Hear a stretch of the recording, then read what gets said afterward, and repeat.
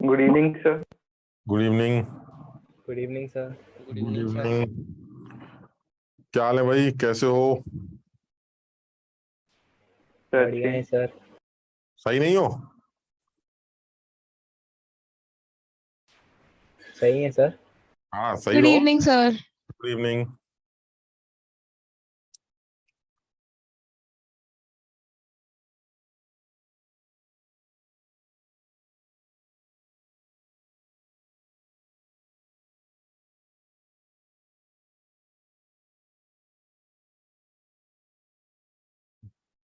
आज आगरा वाले ऑनलाइन दिख रहे हैं कुछ।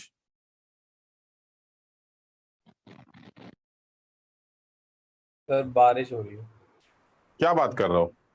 सर सुबह से हो रही है। सुबह से हो रही है। अरे यस सर, यहाँ पे भी ऐसा ही हो रहा है। Yes sir. और सर सिर्फ क्लास भी एक ही थी। अच्छा, तो और कहाँ पर हो रही? एक ही क्लास मतलब दूसरी कौन सी क्लास होती है आज? सर 2 क्लासेस सर, होती है ना, दो वैसे क्लासेस रेगुलरली होती है। सिर्फ एक ही क्लास थी आज। अच्छा, तो दूसरी थी कौन सी आज? सर ये आज कोई पता नहीं है। आज के दिन कोई और होती ही नहीं है या कोई क्लास कम हुई है? कोई क्लास सर, कैंसिल? आज कोई तो सर कैंसिल हुई दिखा है नहीं रहा, बस सर आपकी दिखा रहा था। कैंसिल हुई है, वैसे तो लास्ट वीक हुई थी। हाँ मतलब वीक में दो, मतलब हर दिन दो तो होती होंगी ना, मतलब अब जब भी क्लास होगी वो दो क्लास तो होगी, अदरवाइज सेंटर पे आने का फायदा क्या हुआ? 1 घंटे के लिए सेंटर पे आएंगे। आज लग रहा है कोई क्लास कैंसिल हुई है तुम्हारी ना। Yes sir. सर हमारी भी Yes, क्लास कैंसिल हो गई। सर। तुम कौन हो भाई? इंदिरापुरम वाले। तो इंदिरापुरम आज शक्ल ही नहीं दिख रही किसी की। अच्छा, वीडियो ऑन नहीं है सर। तो ऑन करो। आप दिख रही है सर? नहीं, हाँ अब दिख रहा है। अब लेकिन हाँ, अब कुछ लोग दिख रहे हैं। क्यों, बाकी पब्लिक कहाँ है? बारिश हो रही है? Yes sir. अच्छा, सही में इंदिरापुरम में बारिश हो रही है? हाँ सर। बाढ़ आई है। बाढ़ नहीं आ गई बस। सर भी इस एरिया के आसपास ही रहते हैं। सर बड़ी बढ़िया आवाज है। अच्छा, तो आज कृत दिखाई दे रहा है, बाकी पब्लिक नहीं दिखाई दे रही। मैं नहीं दिख रहा क्या सर? हाँ, तुम आगे बैठे हो, कृत हो गया उधर। आरुषा, आरुषा आई है क्या? नहीं आई। दिख रही है। सर पूछो सर हमारे नाम। वो सब बारिश के साइड पे। सर आपको हमारे नाम याद है? नहीं यार, कुछ याद ही, एक ही दो बच्चों, आरुषा का याद हुआ है और कृत का याद हुआ है, ओझा का याद हुआ है। सर आपको याद भी उसका हुआ जो आती नहीं है। अब सही कह रहे हो यार, दिया का याद है, दिया तो आती है, दिया का याद है। सर कृत का तो सबको याद हो गया। टियाना का याद है, टियाना। तो और वो ओझा नहीं है, ओजस है। अच्छा ओजस, अच्छा ओजस, हाँ। और तुम लोग भी बता दो अपना, कृत के आसपास वाले जो बैठे हैं। हाँ, सम्यक। सम्यक, सम्यक, ठीक ठीक ठीक। और तुम्हारा दोस्त आगे वाला? हर्ष। हर्ष हर्ष। हर्ष। हाँ। हर्ष, अच्छा ठीक है। ये भागती हुई कौन आई है? सृष्टि। सृष्टि। सृष्टि तुम ना यहां से दिख रही हो बस, ये गर्दन तुम्हारी कट चुकी और दिया का भी सिर्फ खोपड़ा कट गया है। और तुम लोग पता नहीं इतना पीछे क्यों बैठ जाते हो, या तो कैमरा सही करो, थोड़ा सा एडजस्ट कर लो, या आगे की तरफ बैठ जाओ। थोड़ा सा कैमरा ऊपर करोगे तो बाकी बच्चे भी दिखाई देंगे। हाँ अब दिख रहे, अब दिख रहे, अरे अब आगे वाले गायब हो गए। बस बस बस, अरे बस बस बस बस बस, अब सही, अब सही है, सही है। हाँ अब दिख रहा हो, ठीक है। और बाकी लोग भी अपना कैमरा ऑन कर सकते हैं, जो ऑन कर सकते हैं वो ऑन कर ले। ठीक है, तो लास्ट क्लास में कहाँ पर थे भाई हम लोग? Sir Lewis theory. Lewis theory कर रहे थे, ठीक है। आदित्य, आज तुम पेड़ों के पीछे नहीं दिखाई दे रहे हो यार। नो सर, आज मैं बाहर हूँ। आज तुम बाहर, अच्छा। देखो नैतिक ऑन हो गया है। और कोई बच्चा कैमरा ऑन करे? आज कुछ बच्चे कम भी दिख रहे हैं। स्पंदना आई है क्या? स्पंदना भी नहीं दिख रही। कोमल, ये दो लोग, 2-3 बच्चे तो दिखाई नहीं दे रहे। अक्षरा, हमारा टॉपर जो है, ये भी नहीं है। अच्छा ठीक। तो हम लोग ने लास्ट क्लास में इसी चीज के बारे में थोड़ा सा डिस्कशन किया था, जिसमें ये बताया गया था कि आयनिक बॉन्ड जब बनेगा तो उस आयनिक बॉन्ड के अंदर कुछ ना कुछ कोवेलेंट कैरेक्टर जरूर होगा। अब इस चीज के लिए इसका ये मतलब नहीं है, देखो मैं क्लियर कर दूं, क्योंकि मुझे शुरू में बड़ा कंफ्यूजन होता था कि यार जब बॉन्ड आयनिक बनाया गया है तो आप कोवेलेंट कैरेक्टर की बात क्या कर रहे हैं। तो मैं तुम्हें सिर्फ यही चीज क्लियर करना चाह रहा हूं, बॉन्ड तो आयनिक ही है, यानी वो बना उसी प्रोसेस से है जो आयनिक बॉन्ड बनाने का प्रोसेस होता है, and that is complete transfer of electrons.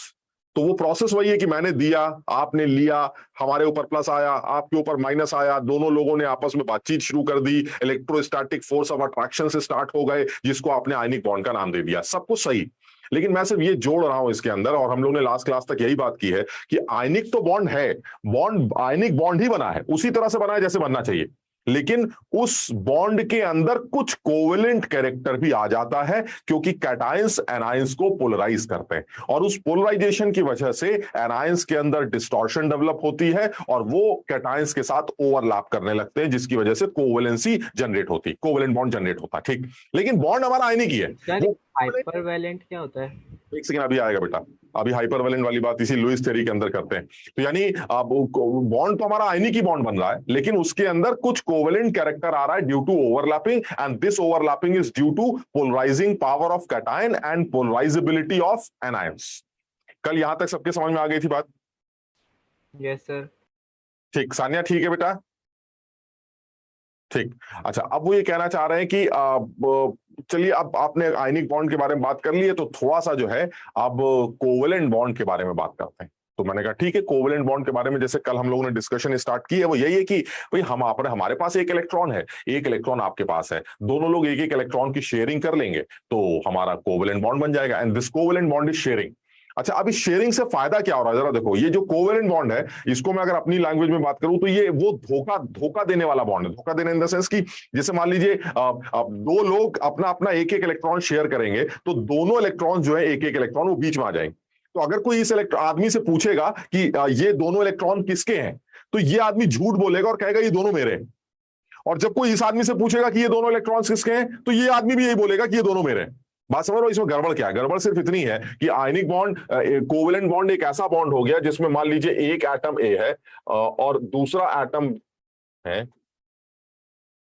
एक एटम ए है और दूसरा एटम मान लीजिए बी। अब मान लीजिए इन दोनों के एक एक इलेक्ट्रॉन ऐसे शेयर हो रहे हैं, तो ये एक ऐसा धोखे वाला बॉन्ड है जिसमें, अब ये बताओ टोटल कितने इलेक्ट्रॉन शेयर हो रहा है? टोटल मिला के 2 इलेक्ट्रॉन है। ठीक, अब सोचो अगर ये कहा जाए कि ए से पूछा जाए कि ये दोनों इलेक्ट्रॉन किसके हैं, तो ये कहेगा ये दोनों इलेक्ट्रॉन मेरे हैं, और बी से पूछा जाए कि ये दोनों इलेक्ट्रॉन्स किसके हैं, तो बी कहेगा दोनों इलेक्ट्रॉन्स मेरे हैं। अब आप ये बताइए, अगर ए के भी 2 इलेक्ट्रॉन है और बी को भी दोनों इलेक्ट्रॉन है, तो कुल मिला के 4 इलेक्ट्रॉन्स हो गए ना। भाई ए कह रहा है दोनों मेरे हैं, ठीक है, बात खत्म हो गई। बी कह रहा है दोनों मेरे, तो इसका कुल मिला के 4 इलेक्ट्रॉन्स हो गए, लेकिन है तो 2 ही ना। समझो मैं क्या कहना चाह रहा हूं? मैं ये बताना चाह रहा हूं कोवेलेंट बॉन्ड जो होता है वो एक ऐसा बॉन्ड है जिसमें जितने इलेक्ट्रॉन शेयरिंग में आते हैं वो उसके डबल बन जाते हैं। होते उतने ही हैं, लेकिन एक्चुअली डबल की तरह ट्रीट किए जाते हैं, क्योंकि अगर आप ए बी से पूछेंगे तो वो 2 अपने बताएगा, ए से पूछेंगे तो वो 2 अपने बताएगा, यानी ए को लगता है 2 होगा, बी को लगता है 2 होगा, तो इलेक्ट्रॉन्स तो 2 ही हैं, लेकिन वो 2 बन कितने गए? 4, and this is sharing of electrons. यानी कोवेलेंट बॉन्ड जब भी बनेगा उसमें एक इलेक्ट्रॉन दूसरे इलेक्ट्रॉन के साथ जो है नैतिक पैरामैग्नेटिक कैरेक्टर और डायमैग्नेटिक कैरेक्टर अनपेयर्ड इलेक्ट्रॉन्स के थ्रू निकल के आता है। ये हम लोग ने पीरियोडिक टेबल के अंदर बात की थी, जब आपके पास एक भी अनपेयर्ड इलेक्ट्रॉन हुआ तो आप पैरामैग्नेटिज्म शो करेंगे। याद है जिसमें म्यू कैलकुलेट करते थे, जिसमें नंबर ऑफ अनपेयर्ड इलेक्ट्रॉन्स निकालते थे, तो अगर आपके पास नंबर ऑफ अनपेयर्ड इलेक्ट्रॉन्स हैं तो आप पैरामैग्नेटिक नेचर शो करेंगे, अगर आपके पास अनपेयर्ड इलेक्ट्रॉन्स नहीं है तो आप डायमैग्नेटिक नेचर शो करेंगे। तो उसके लिए आपको इलेक्ट्रॉनिक कॉन्फ़िगरेशन लिखना पड़ेगा, लिखने के बाद आप चेक करिएगा अनपेयर्ड इलेक्ट्रॉन्स है कि नहीं, अगर है तो पैरा, नहीं है तो डाया। ठीक है ना? अच्छा, अब इसमें जैसे ए और बी की बात कर रहे हैं, तो अब इसमें अब जो थियरीज आती हैं कोवेलेंट बॉन्ड्स को डिस्क्राइब करने के लिए, उसमें जो पहली थियरी आती है लुईस थियरी आती है, और लुईस की थ्योरी जो है वो ऑक्टेट रूल के ऊपर बेस्ड होती है, यानी इस थ्योरी का नाम ही लुईस ऑक्टेट थ्योरी है। यानी लुईस ने जो भी थ्योरी बनाई है कोवेलेंट बॉन्ड से रिलेट करती हुई, उस थ्योरी में सिर्फ एक ही कॉन्सेप्ट इन्वॉल्व है, वो ये है कि 2 एटम्स आपस में या एटम्स बॉन्ड इसलिए बनाते हैं ताकि वो अपना ऑक्टेट या ड्यूप्लेट कंप्लीट कर सके, और कोई पर्पस नहीं है बॉन्डिंग का अकॉर्डिंग टू लुईस थ्योरी। तो अगर मैं आगे की बात ना करके इस बात को सच मान लूं, तो मैंने लुईस से पूछा कि भाई ये बताइए कि ठीक है आपकी बात मान लेते हैं कि बॉन्डिंग इसलिए होती है क्योंकि लोग अपना ऑक्टेट या ड्यूप्लेट कंप्लीट करना चाहते हैं, चलिए ठीक, लेकिन अब आप ये बताइए कि हम किसी मॉलिक्यूल की शक्ल बनाएंगे कैसे? हम मान लेते हैं बॉन्डिंग हो रही है, कोवेलेंट बॉन्ड बन रहा है, और इसलिए बन रहा है क्योंकि ऑक्टेट कंप्लीट हो रहा है, सारी बात सही है, लेकिन हम किसी मॉलिक्यूल की शक्ल को बनाएंगे कैसे? उसके अंदर कितने बॉन्ड्स हैं, कैसे उसका स्ट्रक्चर दिखाई जाएगा? वो कह रहा है उसके लिए आपको मेरा कुछ पॉस्टुलेट्स फॉलो करने पड़ेंगे। तो मैं एक एक करके कुछ लुईस थ्योरी के कुछ पॉस्टुलेट्स लिखना चाह रहा हूं और उन पॉस्टुलेट्स से स्ट्रक्चर बनाने की कोशिश कर रहा हूं। यानी अगर मैं लुईस ऑक्टेट थ्योरी की बात करूं, और ये तो तुम लोग सब लोग मानते हो कि इस थ्योरी में कमियां तो हैं, क्योंकि ये थ्योरी तो सिर्फ एक ही कॉन्सेप्ट के ऊपर बेस्ड है, वो क्या है? Octet completion. बॉन्डिंग इसलिए हो रही है क्योंकि ऑक्टेट कंप्लीशन हो रहा है, जबकि एक्चुअली हम जानते हैं कि कई बार ऐसा होता है कि सेंट्रल एटम का ऑक्टेट कंप्लीट नहीं होता है, तब भी वो बॉन्डिंग करता है। कई बार ऐसा होता है सेंट्रल एटम का ऑक्टेट 8 से ज्यादा इलेक्ट्रॉन हो जाते हैं, फिर भी वो बॉन्डिंग करता है। इसलिए ऑक्टेट कंप्लीशन हमारा फाइनल क्राइटेरिया नहीं है, लेकिन हम लुईस थ्योरी से अगर बात कर रहे हैं तो ये अज्यूम करके कर रहे हैं कि भाई साहब और इनको कुछ आता ही नहीं है, ये इसलिए बॉन्डिंग करवाते हैं क्योंकि ऑक्टेट कंप्लीट करना है। तो इस थ्योरी के अकॉर्डिंगली अगर मुझे किसी मॉलिक्यूलर स्ट्रक्चर को या किसी आयन के स्ट्रक्चर को बनाना हो तो कुछ पॉस्टुलेट्स लुईस ने दिए हैं, उन पॉस्टुलेट्स के बारे में बात करते हैं। पहला पॉस्टुलेट ये है कि आप सबसे पहले सेंट्रल एटम डिसाइड करेंगे। यानी सबसे पहला जो आपको क्राइटेरिया दिया गया है वो है चूज सेंट्रल एटम। आप उस मॉलिक्यूल या आयन का सेंट्रल एटम डिसाइड करिएगा। तो मैंने कहा भाई ये कैसे चूज करेंगे? मान लीजिए आपने दे रखा है कार्बोनेट आयन, या आपने दे रखा है अमोनियम आयन, या आपने कोई मॉलिक्यूल दे रखा है, तो मुझे सबसे पहले उस मॉलिक्यूल का सेंट्रल एटम डिसाइड करना पड़े। तो मैंने कहा भाई ये कोई तरीका होता है सेंट्रल एटम डिसाइड करने का? तो उसने कहा सेंट्रल एटम डिसाइड करने का तरीका ये है कि वो एटम जिससे सारे बॉन्ड्स निकल रहे हैं, दैट इज सेंट्रल एटम। तो वो सेंट्रल एटम डिसाइड करने का तरीका है, एक क्राइटेरिया ये बनाया गया है, मोस्ट इलेक्ट्रोपॉजिटिव। यानी उस आदमी या उस मॉलिक्यूल में जो सबसे ज्यादा इलेक्ट्रोपॉजिटिव एटम होगा वो सेंट्रल एटम है। ये एक तो पहला क्राइटेरिया ये दिया गया है कि अगर आपको लगता है कि भाई एक मॉलिक्यूल है, जैसे कार्बोनेट आयन, वो कह रहा है भाई कार्बोनेट आयन में सेंट्रल एटम कौन सा होगा? तो एक कार्बन है और एक ऑक्सीजन है, तो ज्यादा इलेक्ट्रोपॉजिटिव कौन होगा? कार्बन, क्योंकि ऑक्सीजन तो बहुत तगड़ा इलेक्ट्रोनेगेटिव होता है। तो अगर वो कार्बन ज्यादा इलेक्ट्रोपॉजिटिव है तो इसलिए हमारा सेंट्रल एटम कार्बन बन जाए। और दूसरा क्राइटेरिया बनाया गया है कि if in a molecule or ion we have only two types of atoms in which one is hydrogen, then the another one will be the central atom. The another one will be the central atom.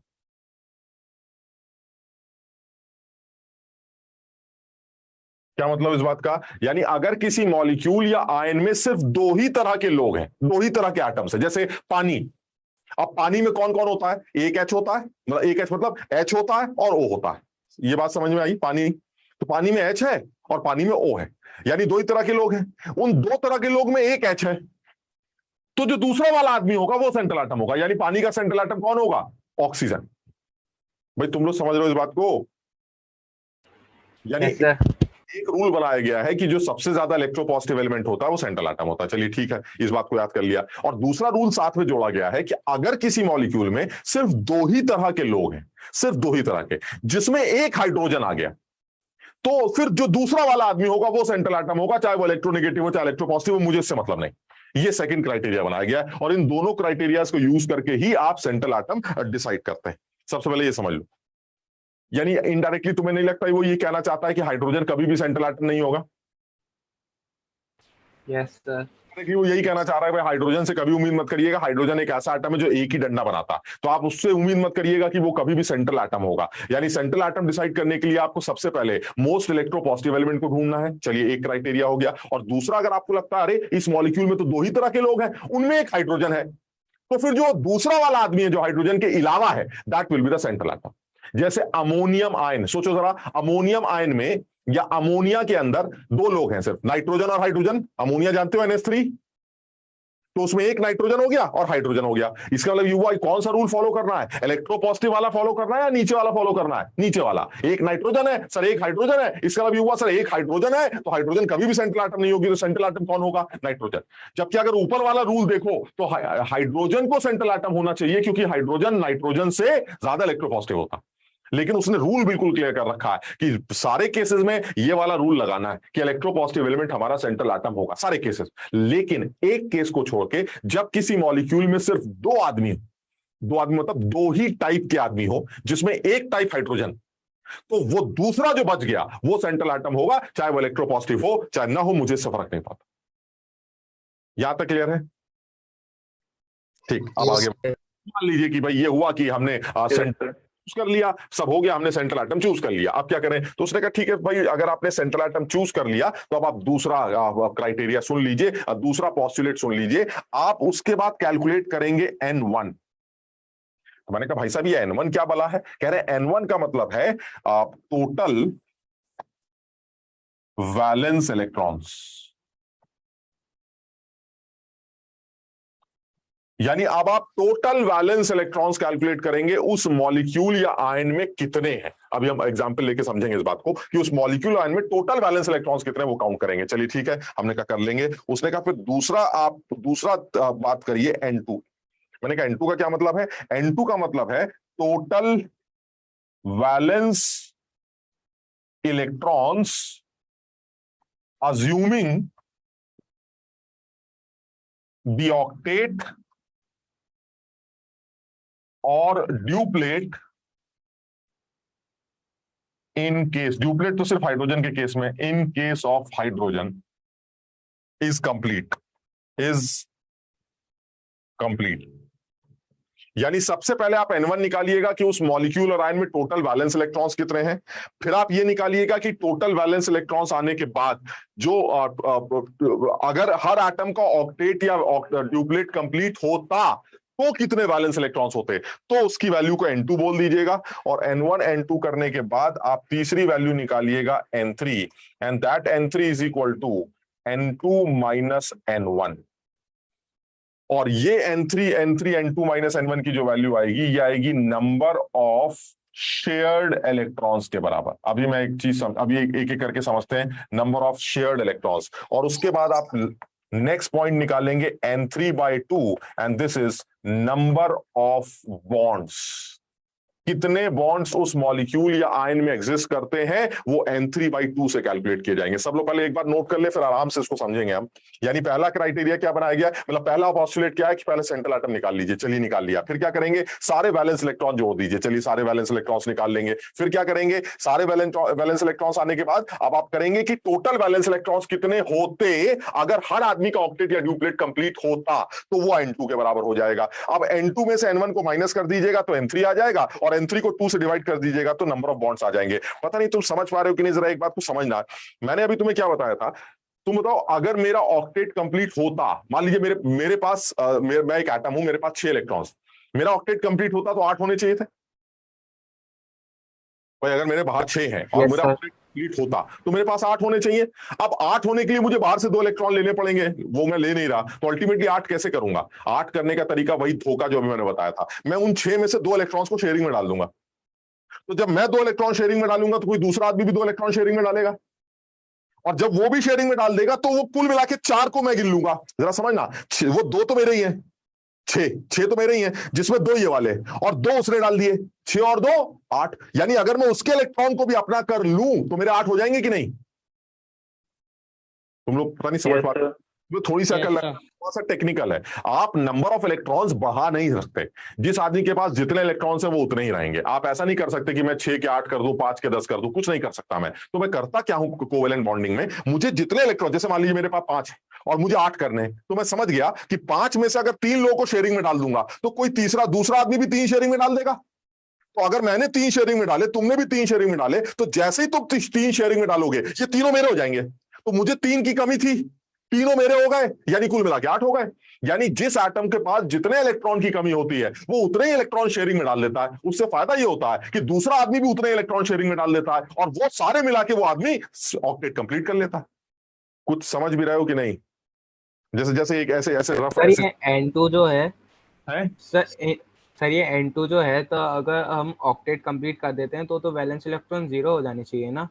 क्यों? Valence electrons तो outer shell के electrons है, अगर आप yes octet sir, complete कर देंगे तो 8 हो जाएंगे ना। Yes valence sir. किसको कहते हो? अच्छा सर, समझ गया। मान लीजिए मेरे वैलेंस इलेक्ट्रॉन पहले 5 थे, अब अगर मेरा ऑक्टेट पूरा होगा तो वैलेंस इलेक्ट्रॉन्स कितने होंगे? 8। बात समझ रहे हो? तो ओके सर। इसका मतलब 5 आदमी को 8 करने के लिए क्या करूं? मैं 3 लोगों को शेयरिंग में डाल देता हूं। जैसे ही आप 3 शेयरिंग में डालेंगे, 3 वहां से मिल जाएंगे, कुल मिला के 8 हो जाएंगे। यानी इलेक्ट्रॉन्स आज भी 5 है मेरे, लेकिन वो 3 शेयरिंग वालों को मैं अपना गिन लेता हूं, जिसकी वजह से मैं क्या बोल देता हूं? उनको 8। यही कोवेलेंट बॉन्ड है, जो धोखेधड़ी वाला बॉन्ड है। यानी सामने वाला सोचेगा यार मुझे ये बात समझ में नहीं आ रही कि तुम्हारे पास वैलेंस इलेक्ट्रॉन्स अगर इतने हैं तो तुम इनको बढ़ा कैसे सकते हो? बढ़ाया नहीं है, मैंने शेयरिंग वालों को भी अपना गिन लिया है, इसलिए मुझे ऐसा लग रहा है कि मेरा ऑक्टेट कंप्लीट हो गया। अभी मैं एग्जांपल लेता हूं इस बात। अच्छा, यानी इसका मतलब ये हुआ आपने सबसे पहले N1 निकाला, फिर आपने N2 कैलकुलेट किया, मैं एग्जांपल से समझाता हूं, फिर आपने N3 कैलकुलेट किया। अब देखो जो अभी मैंने बात बोली, तुम जरा इसको समझने की कोशिश करो कि N3 की जो वैल्यू है वो N2 माइनस N1 होती। What is N2? N2 का मतलब है ऑक्टेट अगर मेरा पूरा होता तो मेरे वैलेंस इलेक्ट्रॉन्स कितने होते, ठीक। N1 का मतलब एक्चुअली जितने हैं। तो अगर मैं N3 में से N2 में से N1 को माइनस कर दूं तो कौन सी वैल्यू आ जाएगी? ये वो वैल्यू आ जाएगी जितने इलेक्ट्रॉन्स की कमी पड़ रही है आपको। समझो, मैं फिर से एग्जांपल से समझाता हूं। अगर N2 की वैल्यू मान लीजिए 8 है और N1 की वैल्यू मान लीजिए 5 है, ठीक। What is actual? 8 और 5। एक्चुअल क्या सिचुएशन है, 5 की या 8 की?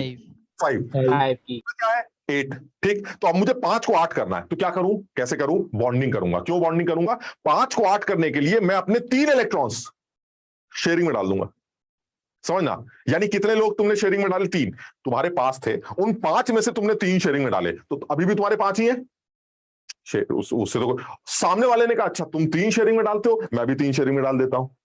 अब तुमसे कोई पूछे कि तुम्हारे कितने, तो क्या बोलोगे? देखो 5 तो थे ही, वो 3 भी मेरे, कितने हो गए? 8। यानी कहने का मतलब यह हुआ कि आपको ऑक्टेट कंप्लीट करने के लिए जितने इलेक्ट्रॉन्स को शेयरिंग में डालना है, यह कैसे पता चलेगा? आप एक्चुअल ऑक्टेट कंप्लीशन में से number of exact valence electrons minus कर दीजिए। यानी मैं N2 में से अगर N1 को माइनस कर देता हूं तो मुझे उन इलेक्ट्रॉन्स का पता चल जाएगा जो शेयरिंग में इन्वॉल्व होना चाहते हैं, ताकि वो डबल बन जाए, ताकि मेरा ऑक्टेट कंप्लीट हो जाए। यानी N3 जो निकल के आता है वो N2 माइनस N1 से निकल के आता है, जिससे नंबर ऑफ शेयर्ड इलेक्ट्रॉन्स का पता चलता है कि आपने कितने इलेक्ट्रॉन शेयरिंग में डाले। और अगर आपको शेयर्ड इलेक्ट्रॉन्स का पता चल जाएगा तो 2 से डिवाइड करके आपको नंबर ऑफ बॉन्ड्स पता चल जाएंगे। क्यों? क्योंकि हर बॉन्ड में 2 इलेक्ट्रॉन्स होते हैं। यानी अगर आपको यह पता चल जाए कि मेरे पास 12 इलेक्ट्रॉन शेयरिंग में इन्वॉल्व है, तो आप 12 को 2 से डिवाइड करके यह बता सकते हैं कि सेंट्रल एटम से कितने बॉन्ड्स निकल के आ रहे हैं। अभी मैं एक एग्जांपल लेता हूं, उससे ज्यादा समझ में आ जाएगा। बताओ यहां तक समझ में आ गया? अब एक सर एग्जांपल ये N2 हमेशा कांस्टेंट रह सकता है ऐसे? तो N2 अगर हमेशा कांस्टेंट ऑक्टेट कंप्लीट है। नहीं, अलग अलग आदमी, ये किसी एक एटम की बात नहीं हो रही है, मॉलिक्यूल की बात हो रही है। मॉलिक्यूल्स की शक्ल तो बदलती रहेगी, तो N1 N2 की वैल्यू बदलती रहेगी। Okay sir. Total valence electrons in the molecule, पूरे मॉलिक्यूल या आयन में टोटल वैलेंस इलेक्ट्रॉन्स कितने हैं वो निकालिए। फिर उस पूरे मॉलिक्यूल और आयन के अगर हर एटम का ऑक्टेट पूरा होता तो कितने टोटल वैलेंस इलेक्ट्रॉन्स होते हैं वो निकालिए। और फिर N2 में से N1 को माइनस करके उन इलेक्ट्रॉन्स का पता करिए जो शेयरिंग में इन्वॉल्व होना चाहते हैं, क्योंकि जो शेयरिंग में इन्वॉल्व होंगे वो होंगे जिनके इन्वॉल्व होते ही वो डबल बन जाएंगे, और डबल बनते ही आपका ऑक्टेट कंप्लीट होता हुआ नजर आएगा। कुछ समझे यहां तक? Yes sir. जैसे मैं अभी एक एक करके मैं रूल्स को सारा लिखना चाह रहा हूं, उसके बाद मैं एग्जाम्पल से समझूंगा इसको, ठीक। अब चौथा नेक्स्ट रूल लिख लेते हैं। नेक्स्ट रूल क्या है? नेक्स्ट रूल बनाया गया है वो ये कि अब इसके बाद आपको ये पता चल गया कि सेंट्रल एटम से कितने बॉन्ड्स बन रहे हैं, उसके बाद आप क्या करेंगे? तो जब आपको ये पता चल जाएगा कि सेंट्रल एटम से बॉन्ड्स कितने बन रहे हैं, तो अब आप उसके बाद नई बात करने वाले हैं। वो क्या है? नया बॉन्ड करने के लिए अब आप कैलकुलेट करेंगे N4। तो मैंने कहा भाई ये N4 क्या है? कोई देखते कोई समझ के बता सकता है क्या? N1 माइनस N3, कोई बता सकता है ये N4 क्या रिप्रेजेंट करता है? देखते कौन? Unshared electron. N1 जो होगा वो होगा number of unshared electrons, number of unshared, क्योंकि N1 है टोटल वैलेंस इलेक्ट्रॉन्स, उनमें से N3 शेयरिंग में चले गए, तो जो बच गए वो होंगे नंबर ऑफ अनशेयर्ड इलेक्ट्रॉन्स। ये और सोचना जरा, अगर मैं N4/2 कर दूं तो मुझे क्या पता चलेगा? अनशेयर्ड इलेक्ट्रॉन्स को नंबर ऑफ अनशेयर्ड बॉन्ड। सही नहीं, बॉन्ड्स कहां से आ गया? Lone pair. बिल्कुल नंबर ऑफ लोन पेयर्स का पता चल जाएगा, यानी वो इलेक्ट्रॉन जो पेयरिंग में इन्वॉल्व नहीं है उनके लोन पेयर्स कितने हैं वो पता चल जाएगा। और बिल्कुल लास्ट में आप कैलकुलेट करते हैं फॉर्मल चार्ज। मैं अभी इसके बारे में बात करूंगा, फॉर्मल चार्ज पहले हम लिख लेते हैं, फिर हम आराम से एक आध एग्जांपल से इसको डिस्कस करेंगे। एलिमेंट पर आपको फॉर्मल चार्ज निकालना होगा, और फॉर्मल चार्ज निकालने का तरीका है कि आपके पास जिस एटम पर भी फॉर्मल चार्ज निकालना है उसके वैलेंस इलेक्ट्रॉन्स लेके आइए, उसमें से माइनस कर दीजिए नंबर ऑफ बॉन्ड्स कितने उससे अटैच हैं, और उसमें से माइनस कर दीजिए number of unshared electrons, pairs नहीं अनशेयर्ड इलेक्ट्रॉन्स माइनस कर दीजिए। अभी मैं एग्जांपल लेता हूं उससे समझ में आ जाए। यानी जिस एटम का भी फॉर्मल चार्ज निकालना है उसके वैलेंस इलेक्ट्रॉन्स को उसके साथ लगे हुए बॉन्ड से माइनस करिए, अनशेयर्ड इलेक्ट्रॉन्स के साथ माइनस करिए, जो भी वैल्यू निकल के आएगी वो उस एटम पर आने वाला फॉर्मल चार्ज होगा। और अगर इतने रूल्स फॉलो कर लिए जाएं तो ऑक्टेट रूल के अकॉर्डिंगली आप किसी भी आदमी का स्ट्रक्चर दिखा सकते हैं वो उन लोगों का जो ऑक्टेट रूल फॉलो करते हैं। अब मैं एक एग्जांपल से एक एग्जांपल से समझने की कोशिश करता हूं। पहले बताओ यहां तक समझे? अब देखो अभी तो तुमने सिर्फ नोट किया है, अभी जब मैं एक एग्जांपल लूंगा ना तो उससे तुम्हें ज्यादा समझ में आ जाएगा। अब जैसे मैं एक एग्जांपल लेता हूं, देखो तुम उससे समझने की कोशिश करना। अब कोई भी एक एग्जांपल ले लेते हैं, मान लीजिए आप ठीक है एक अच्छा एग्जांपल ले लेते हैं। मान लीजिए ये तुमने नोट कर लिया तो नेक्स्ट पेज पे चले जाते हैं। हो गया सर? कर लिया सबने? Yes sir. काका हो गया भाई? Yes sir. Lovely? Yes sir. अबे ये कैसी लवली है? हाँ शाबाश। और अनन्या का भी हो गया। तन्मय कर लिया भाई? Yes sir. ठीक, चलिए अब मैं इसको अगले पेज से एग्जाम्पल से समझता हूं। तुम्हारी कॉपी में सारे रूल्स लिखे हैं और मुझे याद है, तो इसलिए हमें बाकी पुरानी स्लाइड्स की जरूरत नहीं। तो हम ऐसा काम करते हैं, एक अच्छा सिंपल सा एग्जाम्पल लेते हैं बढ़िया एकदम, और एक बार अकल लगाते हैं जरा। वो कह रहा भाई साहब मुझे जो है आप अमोनिया बना के दिखा दीजिए, बात खत्म है। इसकी शक्ल दिखाइए, ज्यादा दिमाग मत लगाइए। ठीक, तो मैंने कहा कि ठीक है अमोनिया बना के दिखाते हैं आपको। अब अमोनिया जब आप बनाएंगे तो मैं करूंगा क्या? सर वही सारे रूल्स हैं, हम जो पहला रूल है निकालिए आप। सबसे पहले क्या निकालना है? सबसे पहले सेंट्रल एटम। तो मैंने कहा देखिए ऐसा सेंट्रल एटम के बारे में आपने बताया जो सबसे ज्यादा इलेक्ट्रोपॉजिटिव एलिमेंट होता है वो सेंट्रल एटम होता है, और नाइट्रोजन और हाइड्रोजन में ज्यादा इलेक्ट्रोपॉजिटिव हाइड्रोजन है। ये पता है कि नहीं तुम लोगों को कि नाइट्रोजन और हाइड्रोजन में सबसे ज्यादा इलेक्ट्रोपॉजिटिव दोनों में हाइड्रोजन। सबसे ज्यादा इलेक्ट्रोपॉजिटिव नेगेटिव एलिमेंट कौन सा है? फ्लोरीन। क्लोरीन के बाद ऑक्सीजन, ऑक्सीजन के बाद नाइट्रोजन, क्लोरीन। फोनकल, ऐसे याद कर लो, फोनकल, FONCL, फोनकल, यानी सबसे ज्यादा electronegative element is fluorine, oxygen, nitrogen, chlorine. हालांकि पाउलिंग स्केल पर नाइट्रोजन क्लोरीन की नेगेटिविटी सिमिलर रखी गई है 3, लेकिन फिर भी तुम फोनकल याद कर सकते हो, FONCL, फोनकल। ठीक, तो बहरहाल तो ये सर फोनकल में नाइट्रोजन जो है तीसरे नंबर पर, तो नाइट्रोजन से ज्यादा इलेक्ट्रोनेगेटिव कौन होगा? ऑक्सीजन और फ्लोरीन। लेकिन सर यहां तो ऑक्सीजन फ्लोरीन नहीं है, तो इसका मतलब ज्यादा ताकतवर कौन हुआ इलेक्ट्रोनेगेटिव? नाइट्रोजन। ठीक, तो हमने कहा भाई इलेक्ट्रोपॉजिटिव एलिमेंट ज्यादा कौन सा है? Hydrogen. So hydrogen will be the central atom. वो कह रहा अरे रुको यार ये सेकंड वाला रूल है। हमने कहा सेकंड कौन सा रूल होता है? कह रहा दो ही तरह के लोग हैं, एक N और एक H। मैंने कहा और उनमें से एक H है तो फिर दूसरा वाला सेंट्रल एटम होगा। याद आ रहा है वही बात सेंट्रल एटम वाली? यानी यहां पर जो सेंट्रल एटम होगा वो इलेक्ट्रोपॉजिटिव नेचर से नहीं निकाला जाएगा, यहां पर जो सेंट्रल एटम होगा वो इलेक्ट्रोपॉजिटिव नेचर की जगह सेकंड रूल से निकाला जाएगा, जिसमें बताया गया था कि if you have only 2 types of atoms in which one is hydrogen then the another one will be the central atom and that is nitrogen. So the central atom will be nitrogen. चलिए ठीक है sir, हमने nitrogen को central atom मान लिया। Second criteria बनाते हैं, second postulate बनाते हैं। अब आप निकालिए N1। तो मैंने कहा भाई N1 तो यही होता है जितने आपके पास वैलेंस इलेक्ट्रॉन्स हैं सारे जोड़ लेते हैं। तो पता नहीं अब तुम लोग को याद है कि नहीं, लेकिन तुम याद नहीं है तो याद करना पड़ेगा। नाइट्रोजन के वैलेंस इलेक्ट्रॉन्स 5 होते हैं, नाइट्रोजन इज 2,5। और नहीं तो तुम सब जानते हो नाइट्रोजन का कॉन्फ़िगरेशन, और इस लेवल पर आके इतनी बेवकूफी नहीं कर सकते कि हम ये याद ना कर पाए। नाइट्रोजन 7 इलेक्ट्रॉन्स का कॉन्फ़िगरेशन होता है, 1s2 2s2 2p3, याद है ये? और इसमें जो सबसे बाहर की शेल है उसका नाम क्या है? Second shell. सेकंड शेल में कितने इलेक्ट्रॉन्स हैं? 5 इलेक्ट्रॉन। तो इसका मतलब यह हुआ कि हमारा नाइट्रोजन के वैलेंस इलेक्ट्रॉन्स कितने हैं? 5 वैलेंस इलेक्ट्रॉन्स। क्लियर है? इसमें किसी को कोई डाउट तो नहीं है?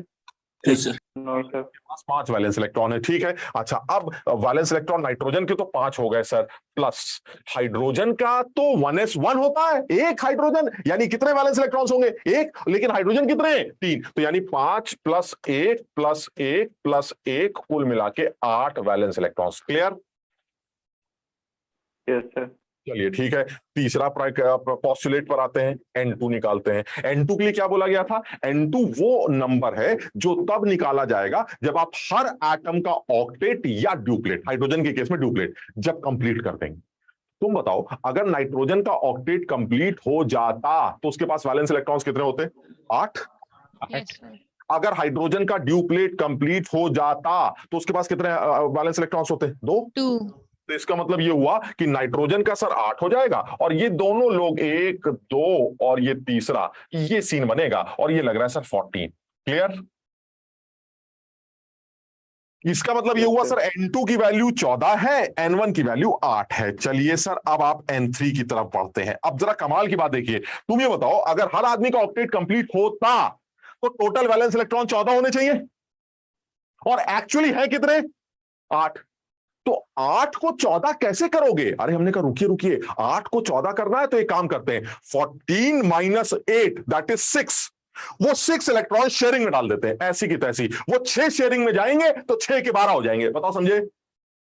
तुम्हें 6 की ही कमी है, वो 6 डबल हो चुके हैं, काम पूरा हो गया। यानी अब मैं N3 कैलकुलेट करता हूं, और N3 की वैल्यू आएगी N2 - N1 that is 14 - 8 and this is equal to 6।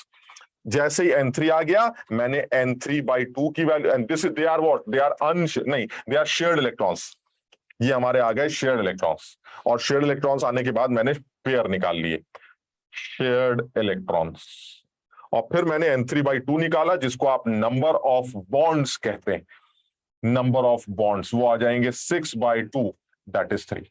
यानी अमोनिया एक ऐसा मॉलिक्यूल है जिसमें सेंटर पर तो नाइट्रोजन है और उससे 3 डंडे बने हैं।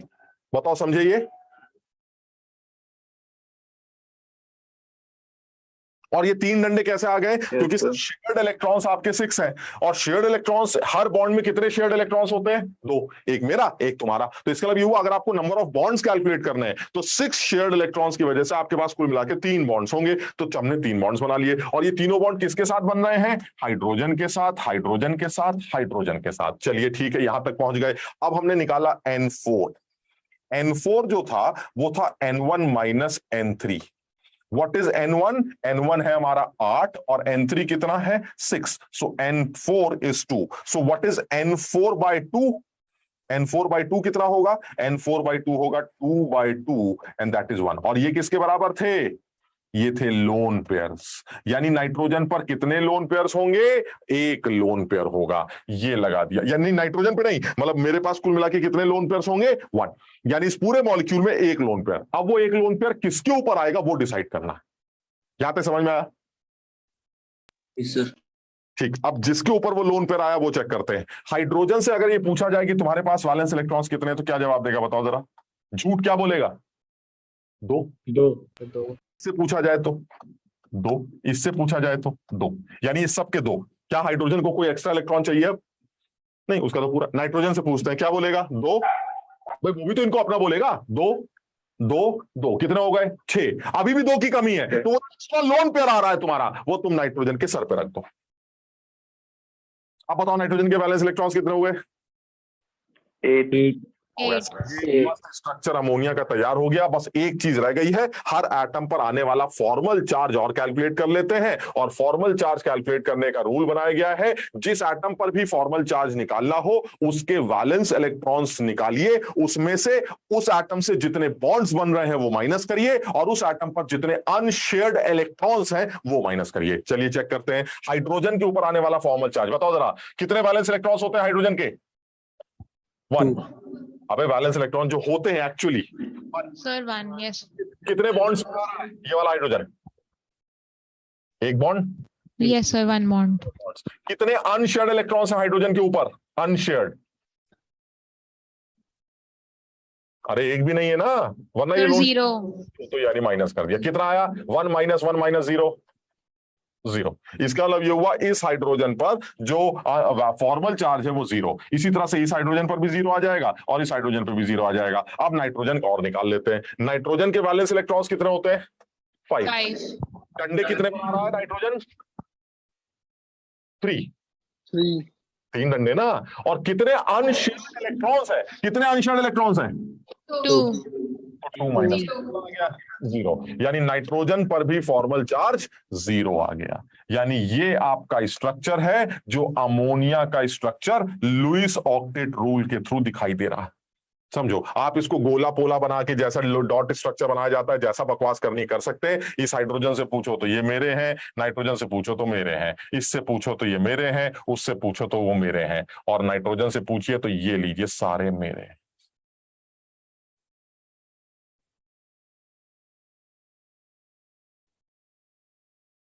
मैं और एग्जाम्पल लूंगा, उससे ज्यादा समझ में आएगा, और भी समझ में आएगा। तुम थोड़ा समझदारी से काम करो। अब इसमें कोई झंझट नहीं है। इसमें सिर्फ थोड़ी सी क्लैरिटी होनी चाहिए कि N1 N2 निकालने के बाद व्हाट इज N3। मुझे N3 ज्यादा अच्छा लगता है, क्योंकि बच्चों को वो N3 समझ में कम आता है।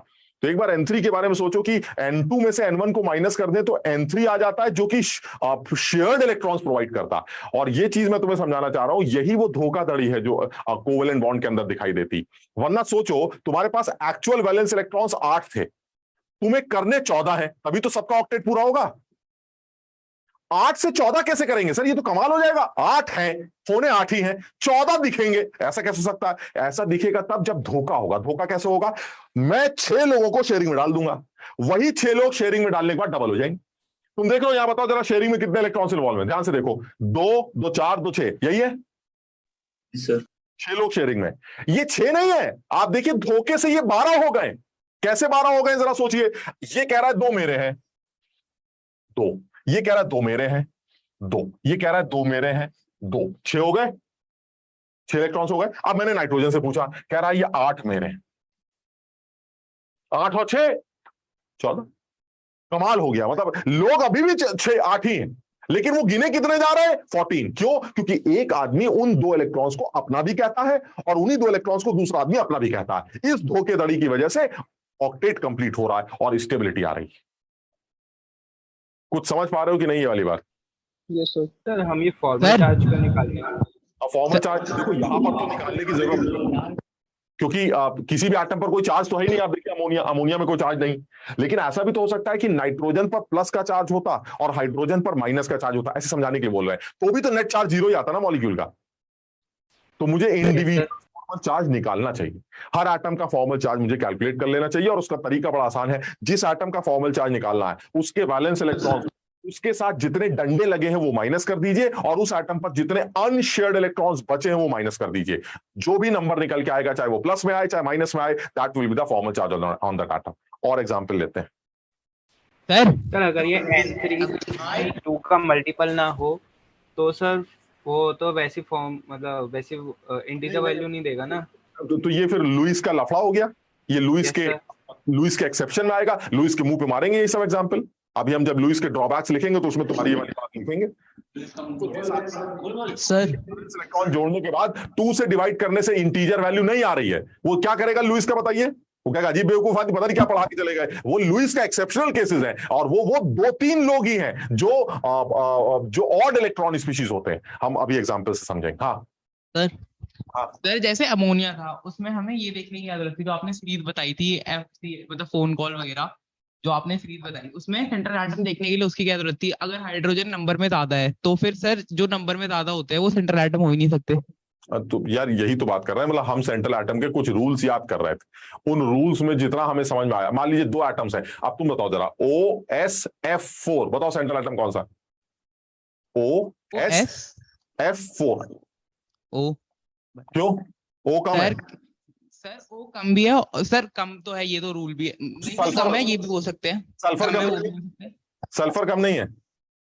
सर कितना है? OSF4। सर तो फिर क्या पता सल्फर पे मतलब मेरे को चार्जेस नहीं पता सर अभी उस पे।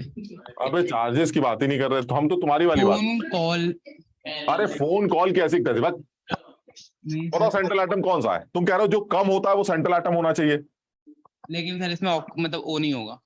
नहीं ओ होगा शायद। सर फ्लोरीन नेगेटिव है सबसे ज्यादा, नेगेटिव चार्ज है। हमारी बात सुनोगे कि वहीं आके समझाएं? हम ये कह रहे हैं कि जो आदमी कम है वो सेंट्रल एटम है, तुम ये कह रहे थे, यही यस कह रहे सर। थे। अब ऑक्सीजन भी 1 है और सल्फर भी 1 है, अब कैसे डिसाइड करेंगे?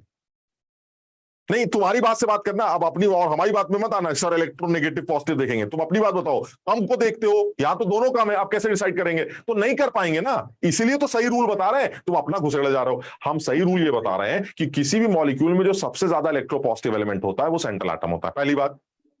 एक क्राइटेरिया और डाल देते हैं कि अगर कभी किसी मॉलिक्यूल में 2 आदमी नजर आए, 2 आदमी नहीं, 2 तरह के आदमी, 2 तरह समझते हो, एक एक्स और एक वाई टाइप का, 2 तरह के आदमी, उनमें एक हाइड्रोजन है, तो फिर दूसरा वाला सेंट्रल एटम होगा, बात खत्म। इससे ज्यादा आसान क्राइटेरिया क्या बताएं? समझ गए ना? चलिए अब और एक एग्जांपल ले लेते हैं,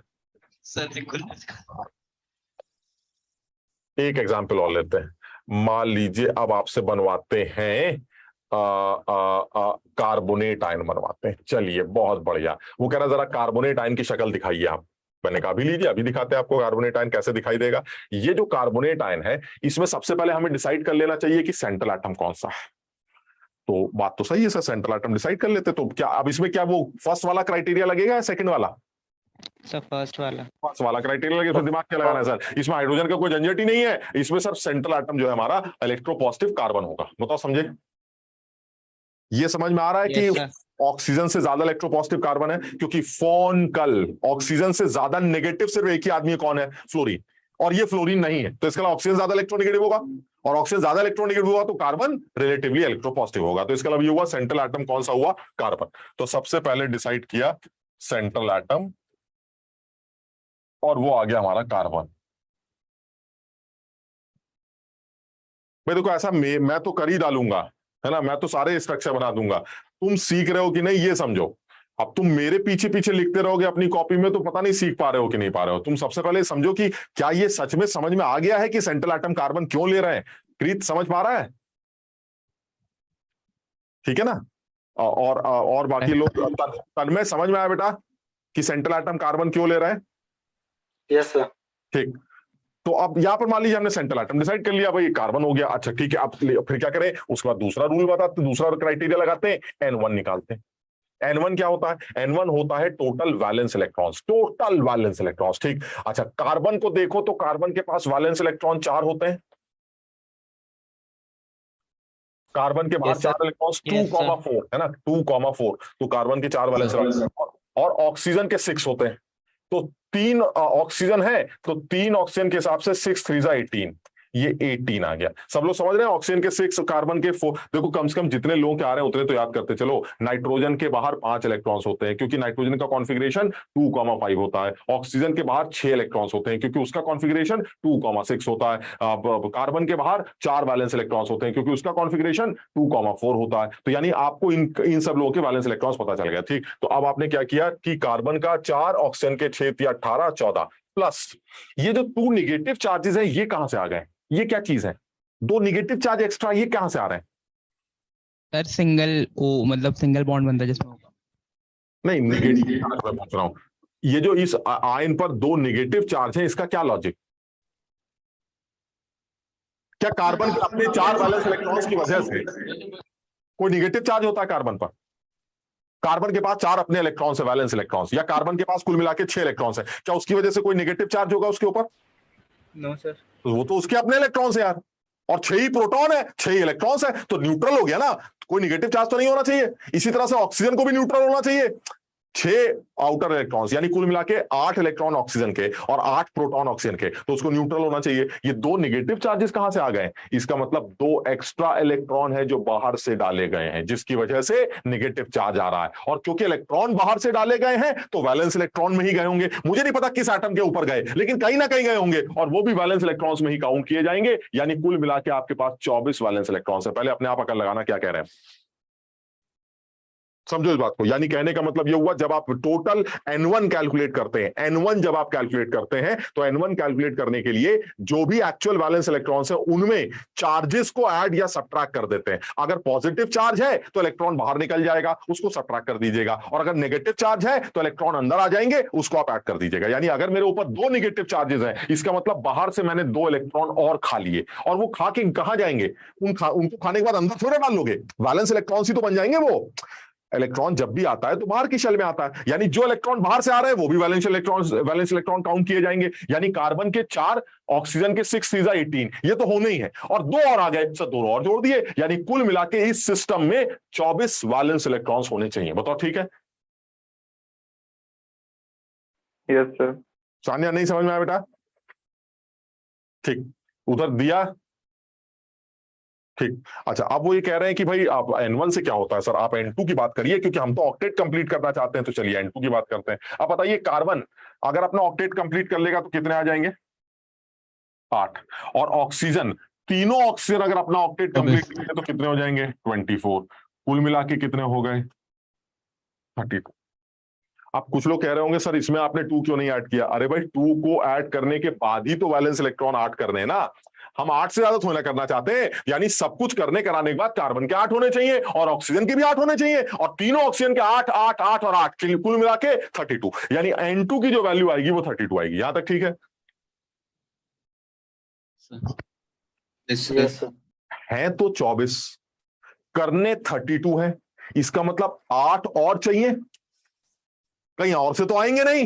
तो ऐसा करते हैं, 8 लोगों को शेयरिंग में डाल देते हैं, वही 8 16 हो जाएंगे, और 16 होते ही 8 में से 8 बढ़ जाएगा।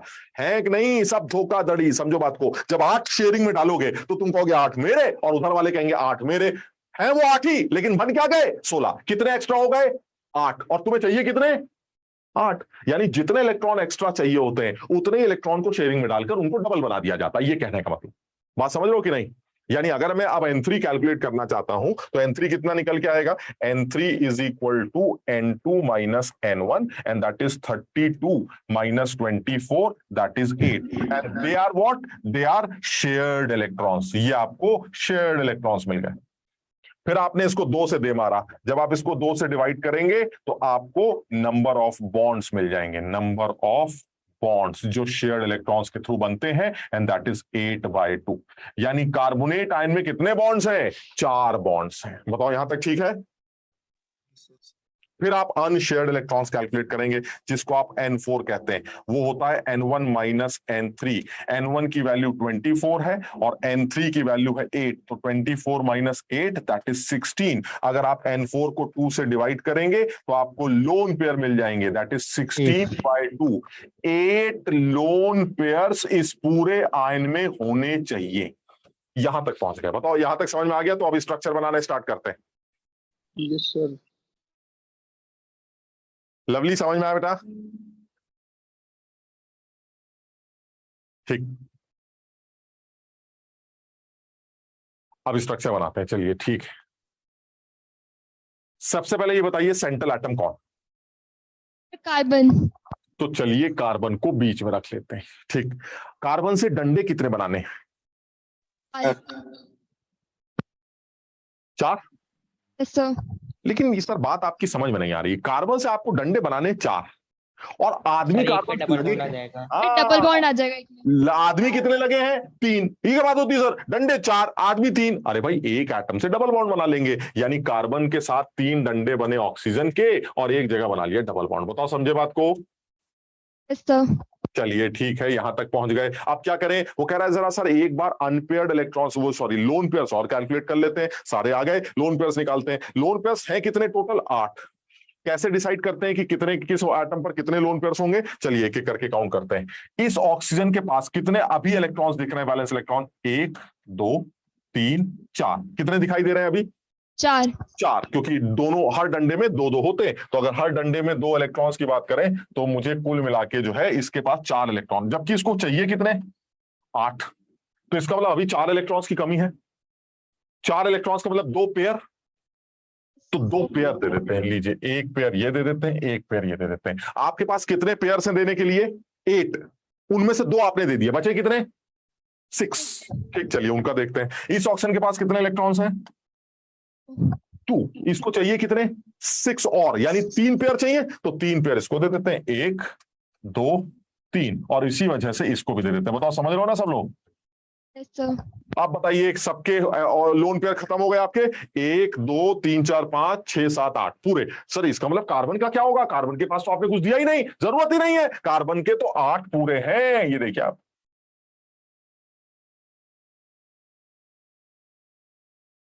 कार्बन को तो कुछ चाहिए ही नहीं। ये देखिए 2 2 4 2 6 2 8, कार्बन के तो 8 है, उसको लोन पेयर की जरूरत है ही नहीं। बात खत्म, सारे सेट हो गए। अब क्या बचा? लास्ट ऑप्शन, लास्ट क्राइटेरिया क्या बचा? Formal charge. अब आप फॉर्मल चार्ज और निकाल के देख लीजिए। चलिए हर एटम पर फॉर्मल चार्ज निकालते हैं, इस ऑक्सीजन पे फॉर्मल चार्ज निकालते हैं। क्या तरीका है फॉर्मल चार्ज निकालने का? फॉर्मल चार्ज निकालने का तरीका है वैलेंस इलेक्ट्रॉन। मैं इस ऑक्सीजन का निकाल रहा हूं, कितने वैलेंस इलेक्ट्रॉन्स होते हैं ऑक्सीजन में? 6 ही तो होते हैं वैलेंस इलेक्ट्रॉन्स। ये तो तुम लोग याद कर लोगे कि नहीं फिर, या फिर रट रहे हो सब? क्या ना, सही कह रहे हैं, है ना? तो नाइट्रोजन के वैलेंस इलेक्ट्रॉन्स 5 होते हैं, ऑक्सीजन के वैलेंस इलेक्ट्रॉन्स 6 होते हैं, कार्बन के वैलेंस इलेक्ट्रॉन्स 4 होते हैं। तो ये, और हेलोजन अगर कोई होता तो उसके वैलेंस इलेक्ट्रॉन 7 होते, इनर्ट गैस कोई होती तो उसके वैलेंस इलेक्ट्रॉन्स 8 होते। ये पता है ना सब लोगों को? तो वैलेंस इलेक्ट्रॉन मेरे 6 है, सॉरी कार्बन है तो ऑक्सीजन है तो 6 है। ठीक, अब 6 के बाद 6 में से माइनस क्या करते हैं? नंबर ऑफ डंडे। कितने डंडे बना रहा है ये वाला ऑक्सीजन? Sir 2 bonds. माइनस कर देते हैं। अनशेयर्ड इलेक्ट्रॉन्स कितने हैं इस ऑक्सीजन पर? अनशेयर्ड इलेक्ट्रॉन्स, पेयर नहीं, अनशेयर्ड इलेक्ट्रॉन्स सर कितने? 4। 4 माइनस कर देते हैं। क्या आ गया? 0। तो मैंने कहा भाई साहब आपके पास फॉर्मल चार्ज जो है वो 0 है। चलिए ठीक है, दूसरे ऑक्सीजन पे चलते हैं। हमने कहा उसका क्या होगा उसको देख लेते हैं। दूसरे ऑक्सीजन के पास चलते हैं। दूसरा ऑक्सीजन क्या बोलेगा? वैलेंस इलेक्ट्रॉन 6 होते हैं, डंडे कितने हैं? 1। अनशेयर्ड इलेक्ट्रॉन्स कितने हैं? 6। कितना आया? इसका -1। मतलब इस ऑक्सीजन पर जो वैलेंस फॉर्मल चार्ज आया वो आया -1, और शायद इसी वजह से इस पर भी -1 कर लोगे, सेम है। Yes sir.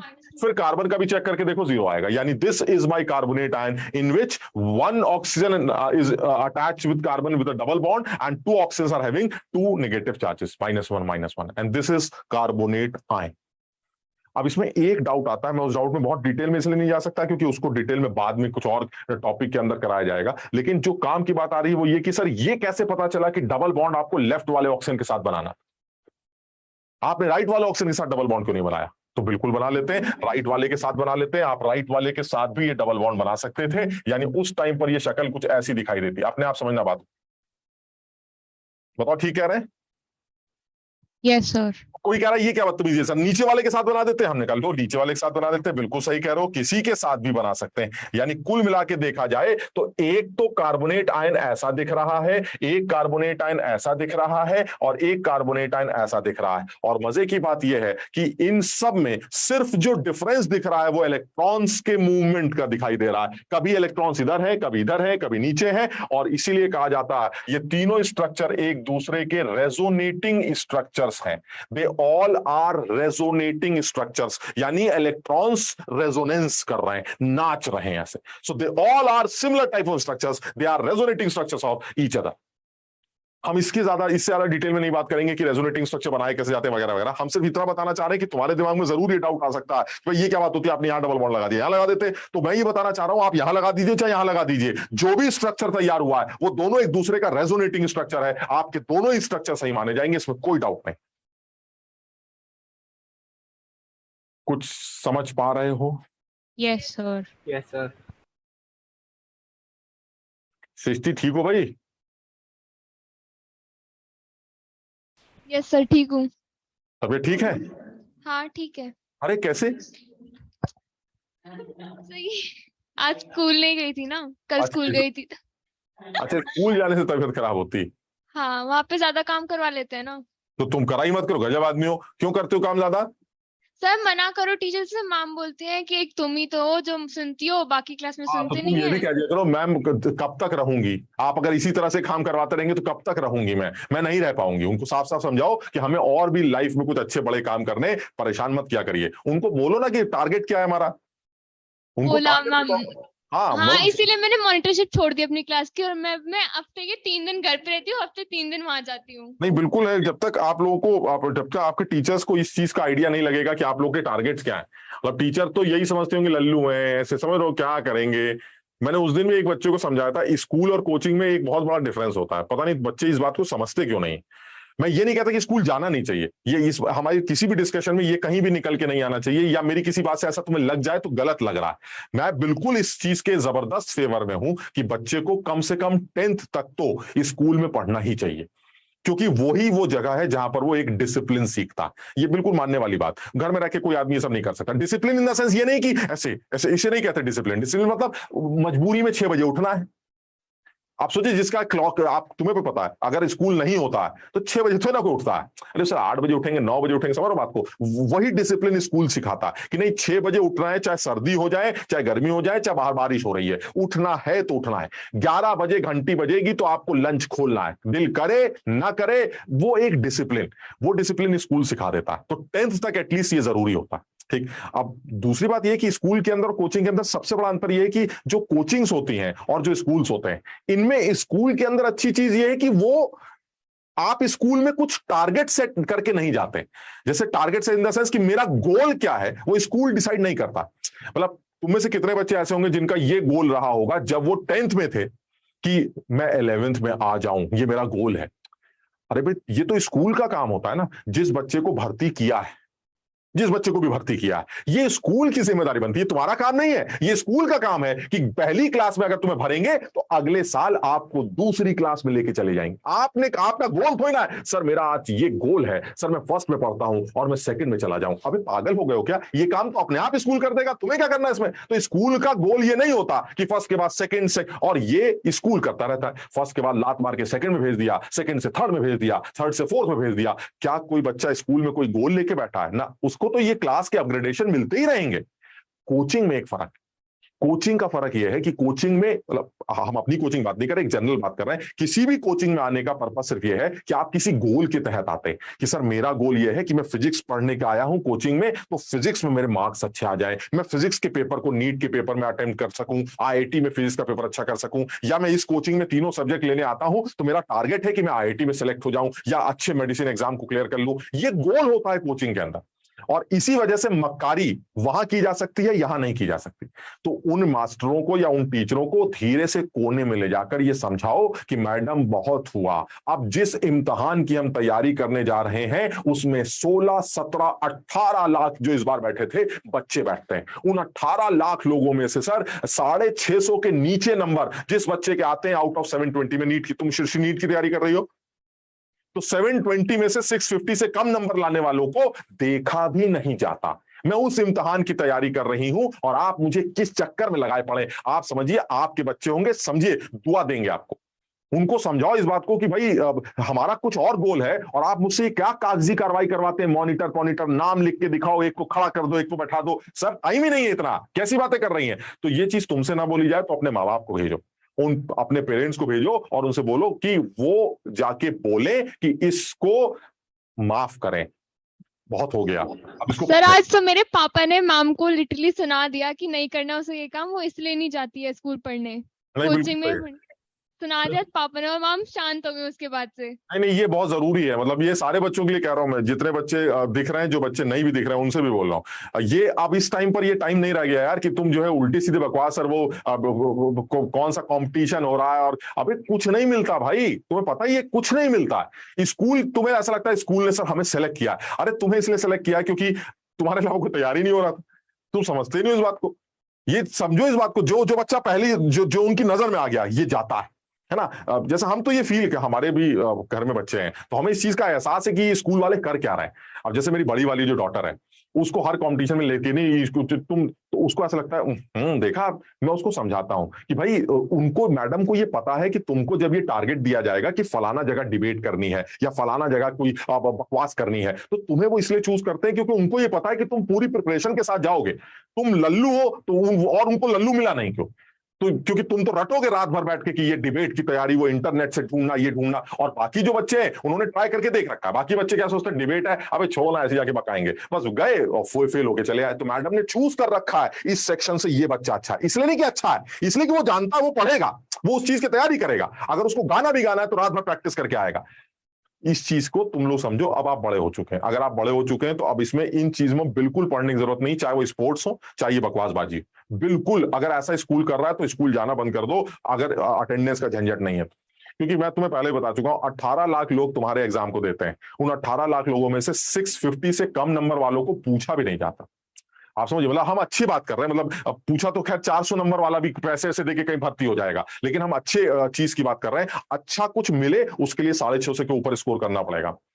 अब सोचिए 650 के ऊपर स्कोर करना कोई आसान काम थोड़ी ना होता है यार। Out of 720 all India level का एक एग्जाम, जिसको अच्छा एग्जाम, टफ नहीं, जिसको अच्छा एग्जाम बोला जाता है। तो ऐसे में यार फिर हम खोखले होके वहां पहुंच जाएं कि सर हमने तो ये कंपटीशन करना, तो उससे काम नहीं चलेगा।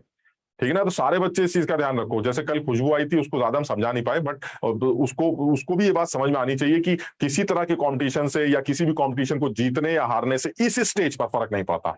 शुरू में 10 से पहले फर्क पड़ता है। क्यों? क्योंकि उससे कॉन्फिडेंस डेवलप होता है। वो आ चुका तुम्हारे अंदर जो आना है। आज कॉन्फिडेंस सिर्फ तब आएगा जब यहां मार्क्स आएंगे। जब तक मार्क्स नहीं आएंगे तब तक कॉन्फिडेंस नहीं आएगा। चाहे आप लाख कंपटीशन जीत लीजिए, आपके दिल में हमेशा एक बात रहेगी, यार क्या कर रहे हैं यार, तैयारी तो अच्छी हो नहीं रही, तैयारी तो अच्छी हो नहीं रही, तैयारी तो अच्छी हो नहीं रही। वो हमेशा चुभता रहेगा। और जहां यहां तैयारी अच्छी होगी तो चाहे कंपटीशन में तुम करो ना करो, भाड़ में जाओ, कोई फर्क नहीं पड़े। ठीक है ना। तो थोड़ा सा टाइम बचाना पड़ेगा भाई। अब मोनित, रेजोनेंस में अलग चीज होती है, आइसोमर और रेजोनेंस अलग चीज होती है।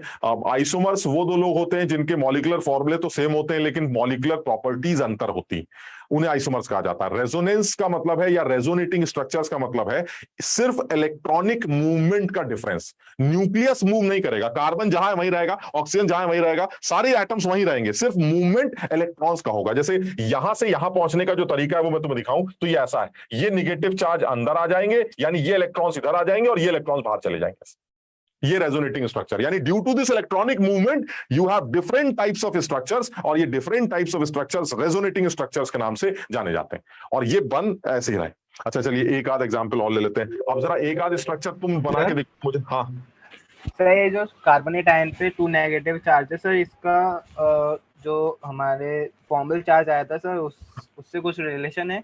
हाँ, 2 निगेटिव चार्ज हैं, इसका मतलब आपके ऊपर ओवरऑल 2 निगेटिव चार्जेस होंगे। अब आप देख लीजिए क्या आपके पूरे कार्बोनेट में 2 निगेटिव चार्जेस आ रहे हैं?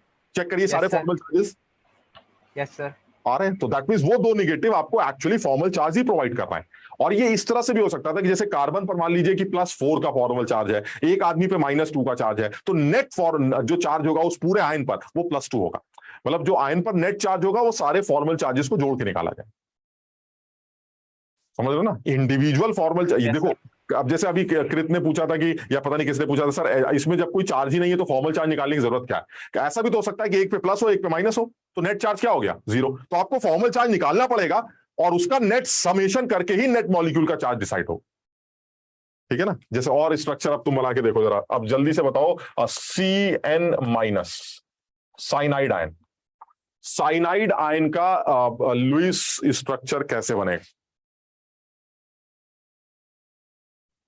चलो एक साइनाइड का करते हैं और एक अमोनियम आयन का करते हैं। बताओ पहले साइनाइड का बताओ कैसे स्ट्रक्चर बनाया जाए।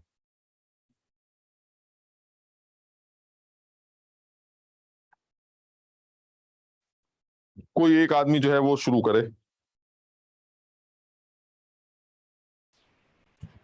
सर तो सेंट्रल एटम ये निकाला सर कार्बन। हाँ चल बिल्कुल सही करो। आदित्य तुम ही शुरू करो। सेंट्रल एटम मुझे बताते जाओ सबसे पहले। फर्स्ट वाले आदमी के अंदर सेंट्रल एटम किसको बोल रहे हो? कार्बन को। कार्बन को बोल रहे हो, बिल्कुल सही कह रहे हो। फिर N1 कैलकुलेट कर लेते हैं। N1 कितना आएगा? शाबाश। निगेटिव चार्ज समझ में आया? ऐड हो जाएगा। यस सर, गेन हो रहा है। तो वो गेन हो गया। चलिए यहां 10 आ गया। N2 निकालिए। 16। यस सर, 16 आ रहा है। क्योंकि इस कार्बन को भी 8 लेना पड़ेगा वैलेंस इलेक्ट्रॉन्स, और इस नाइट्रोजन को भी 8 लेना पड़ेगा, यानी कुल मिला के कितने हो गए? 16। फिर क्या करते थे? N3 निकालते थे। N3 6 आएगा। Yes sir. Yes sir. फिर क्या निकालते थे, N3/2। नंबर ऑफ वो- बॉन्ड्स 3। बिल्कुल सही है, वो Three bonds number of bonds आ जाएगा। ठीक, उसके बाद एक बार लोन पेयर की बात कर लेते हैं। N4 इज इक्वल टू कितना आएगा, N4 N3 माइनस N1, नहीं N1 minus N3, that is 10 minus 6 4। और उसके बाद आप N4/2 निकालेंगे, that is 2, and this is loan lone pair. Pair. ये लोन पेयर आ गया। अब आपका काम शुरू कर देते हैं। चलिए, सेंट्रल एटम डिसाइड कर लिया आपने। कार्बन, डंडे कितने लगाने भाई, 3 डंडे लगाने। तो चलिए सर, 3 डंडे किसके साथ बनेंगे, नाइट्रोजन के साथ। नाइट्रोजन के साथ। अब क्या करना है सर, इसमें लोन पेयर को सेट कर देते हैं। कार्बन के पास कितने वैलेंस इलेक्ट्रॉन्स है अभी, 1 2 3 4 5 6। सर एक की कमी है, तो लो, एक तुम्हें दे देते हैं, आ गया एक पेयर। अब हो गया कार्बन के 8। Yes sir.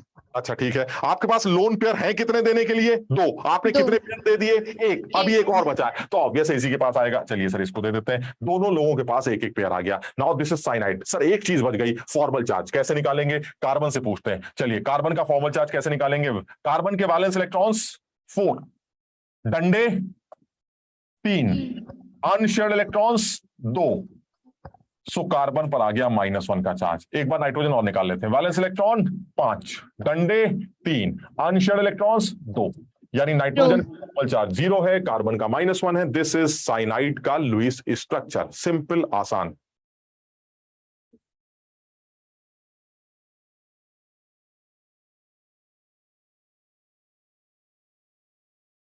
देखो यहां मत देखो, ये तो हमने ऐसे, तुम अपने आप समझो बात को। तुम जब तक याद नहीं करोगे काम नहीं चलेगा कि फॉर्मल चार्ज निकाला कैसे जाता है। फॉर्मल चार्ज निकालने का तरीका है, जिस आदमी के ऊपर फॉर्मल चार्ज निकालना है उसके वैलेंस इलेक्ट्रॉन्स को उससे लगे डंडे माइनस कर दिए जाए, और उसी आदमी पर जितने अनशेयर्ड इलेक्ट्रॉन्स है वो भी माइनस कर दिया जाए। सब कुछ करने कराने के बाद जो भी नेट चार्ज बचेगा, नेट वैल्यू बचेगी, दैट इज फॉर्मल चार्ज।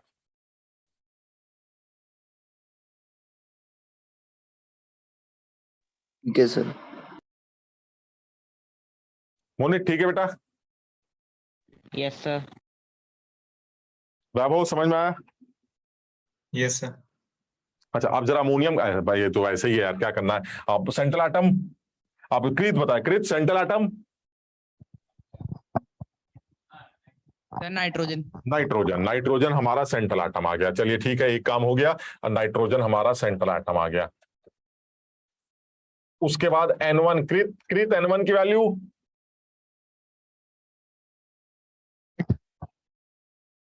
5 + 9 - इस बार माइनस होगा कि नहीं, यस सर। क्योंकि एक प्लस आ रहा है तो एक इलेक्ट्रॉन निकल जाएगा, तो इसका लव्या आ जाएगा। फिर N2, 5 का तो 8 हो जाएगा, और 2 2 2 2 4, यानी 8 16। अपने आप समझना भाई। हम सीधे N3/2 ले लेते हैं। N3/2 आ गया 4, ये आ गए आपके बॉन्ड्स। और फिर ले लेते हैं N4/2। N4/2 आ गया 8 - 4/2, यानी 2, दैट इज लोन पेयर। ठीक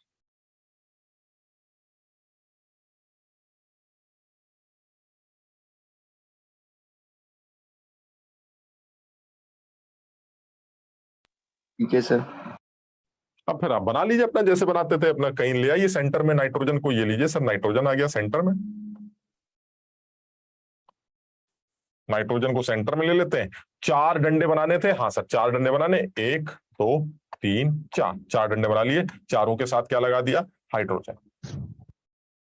और तुम चेक करना, फॉर्मल चार्ज लगाओगे तो नाइट्रोजन पे प्लस आ जाएगा। This is the structure. एक बार बना के देख लो, फॉर्मल चार्ज निकाल के देख लो। ये अमोनियम आयन, नाइट्रोजन का ही चेक कर लेते हैं ना यार फॉर्मल चार्ज। नाइट्रोजन के वैलेंस इलेक्ट्रॉन्स कितने होते हैं, 5। सर डंडे- N3 तो 8 है ना। N3 वो 0 हो जाएगा ना lone pair. Yes sir. Yes sir, 0 हो जाना चाहिए।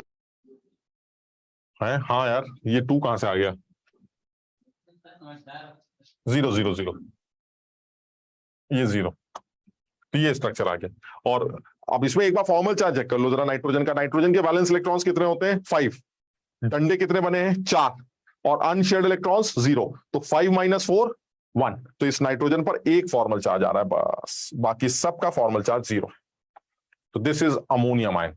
तो ये आपका साइनाइड बन गया, वो अमोनियम बन गया। इस तरह से आप स्ट्रक्चर्स बना सकते हैं लुईस स्ट्रक्चर। हालांकि बनाना इतना इंपॉर्टेंट नहीं यार, कॉन्सेप्ट बड़ा सीधा सा था। अब इसको अननेसेसरी खींचने का फायदा नहीं है। ये इसलिए बनाना सिखा लिया कहीं स्कूल में तुमसे पूछा जाए कि भाई लुईस के कॉन्सेप्ट क्या था और स्ट्रक्चर कैसे बनाए जाते वगैरह वगैरह। हमारे इस पेपर में जो है मुझे नहीं लगता कुछ ज्यादा, इस पूरे खेल में ज्यादा इंपॉर्टेंट पोर्शन जो लग रहा है मुझे फॉर्मल चार्ज लग रहा है। हो सकता है हमसे किसी एग्जाम में या पेपर में फॉर्मल चार्ज निकालने की बात बोले कि बताइए फॉर्मल चार्ज कैसे निकलता है, तो आप बिल्कुल याद कर लेते हैं फॉर्मल चार्ज निकालने के लिए किसी भी एटम, फॉर्मल चार्ज हमेशा किसका होता है, एटम का। तो किसी भी एटम पर आने वाला फॉर्मल चार्ज निकालने के लिए क्या करते हैं, उस एटम के वैलेंस इलेक्ट्रॉन्स को सब्ट्रैक्ट कर देते हैं उस एटम से जितने डंडे लगे, साथ ही साथ सब्ट्रैक्ट कर देते हैं उस एटम पर जितने अनशेयर्ड इलेक्ट्रॉन्स। जो भी नंबर आएगा that is formal charge.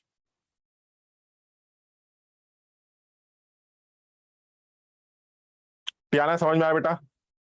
Yes sir. दिया?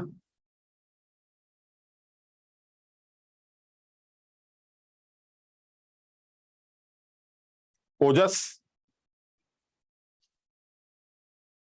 ठीक। शुभ सही है बेटा?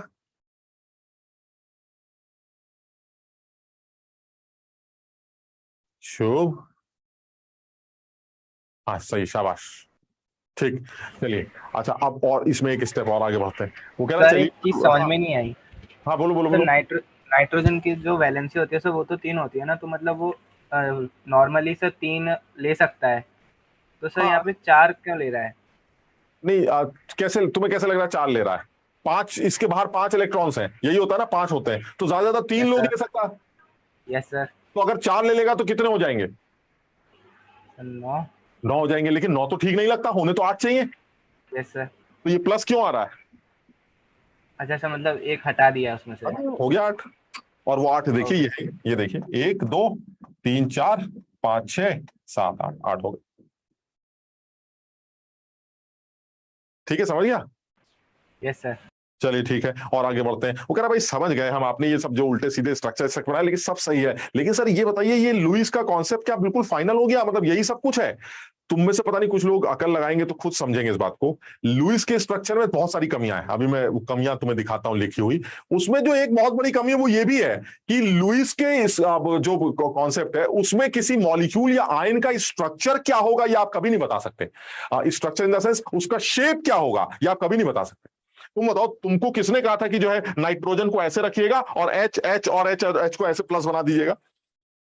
दूसरा हमें लगा कि भाई नाइट्रोजन के साथ 4 डंडे लगाने, हमने 4 ऐसे लगा दिए। अरे भाई 4 डंडे लगाने तो 4 ऐसे भी लगा सकते, तो उसमें क्या है, ऐसे लगा दिए, इसमें क्या परेशानी है? लुईस ने इसके बारे में थोड़ी ना कोई बात बोली है, ये आ गया अमोनियम आयन, इसमें क्या परेशानी? बिल्कुल सही है, बिल्कुल सही है सर। अगर आप लुईस स्ट्रक्चर बनाना चाहते हैं तो ये भी बिल्कुल सही स्ट्रक्चर है, कोई गलत नहीं कर सकता, क्योंकि लुईस के कॉन्सेप्ट में यही एक सबसे बड़ी कमी आ रही है कि उसने सब कुछ ठीक बता दिया, डंडे बनेंगे वगैरह वगैरह सबसे, लेकिन उसने ये नहीं बताया कि डंडों का अरेंजमेंट स्पेस में कैसा होगा।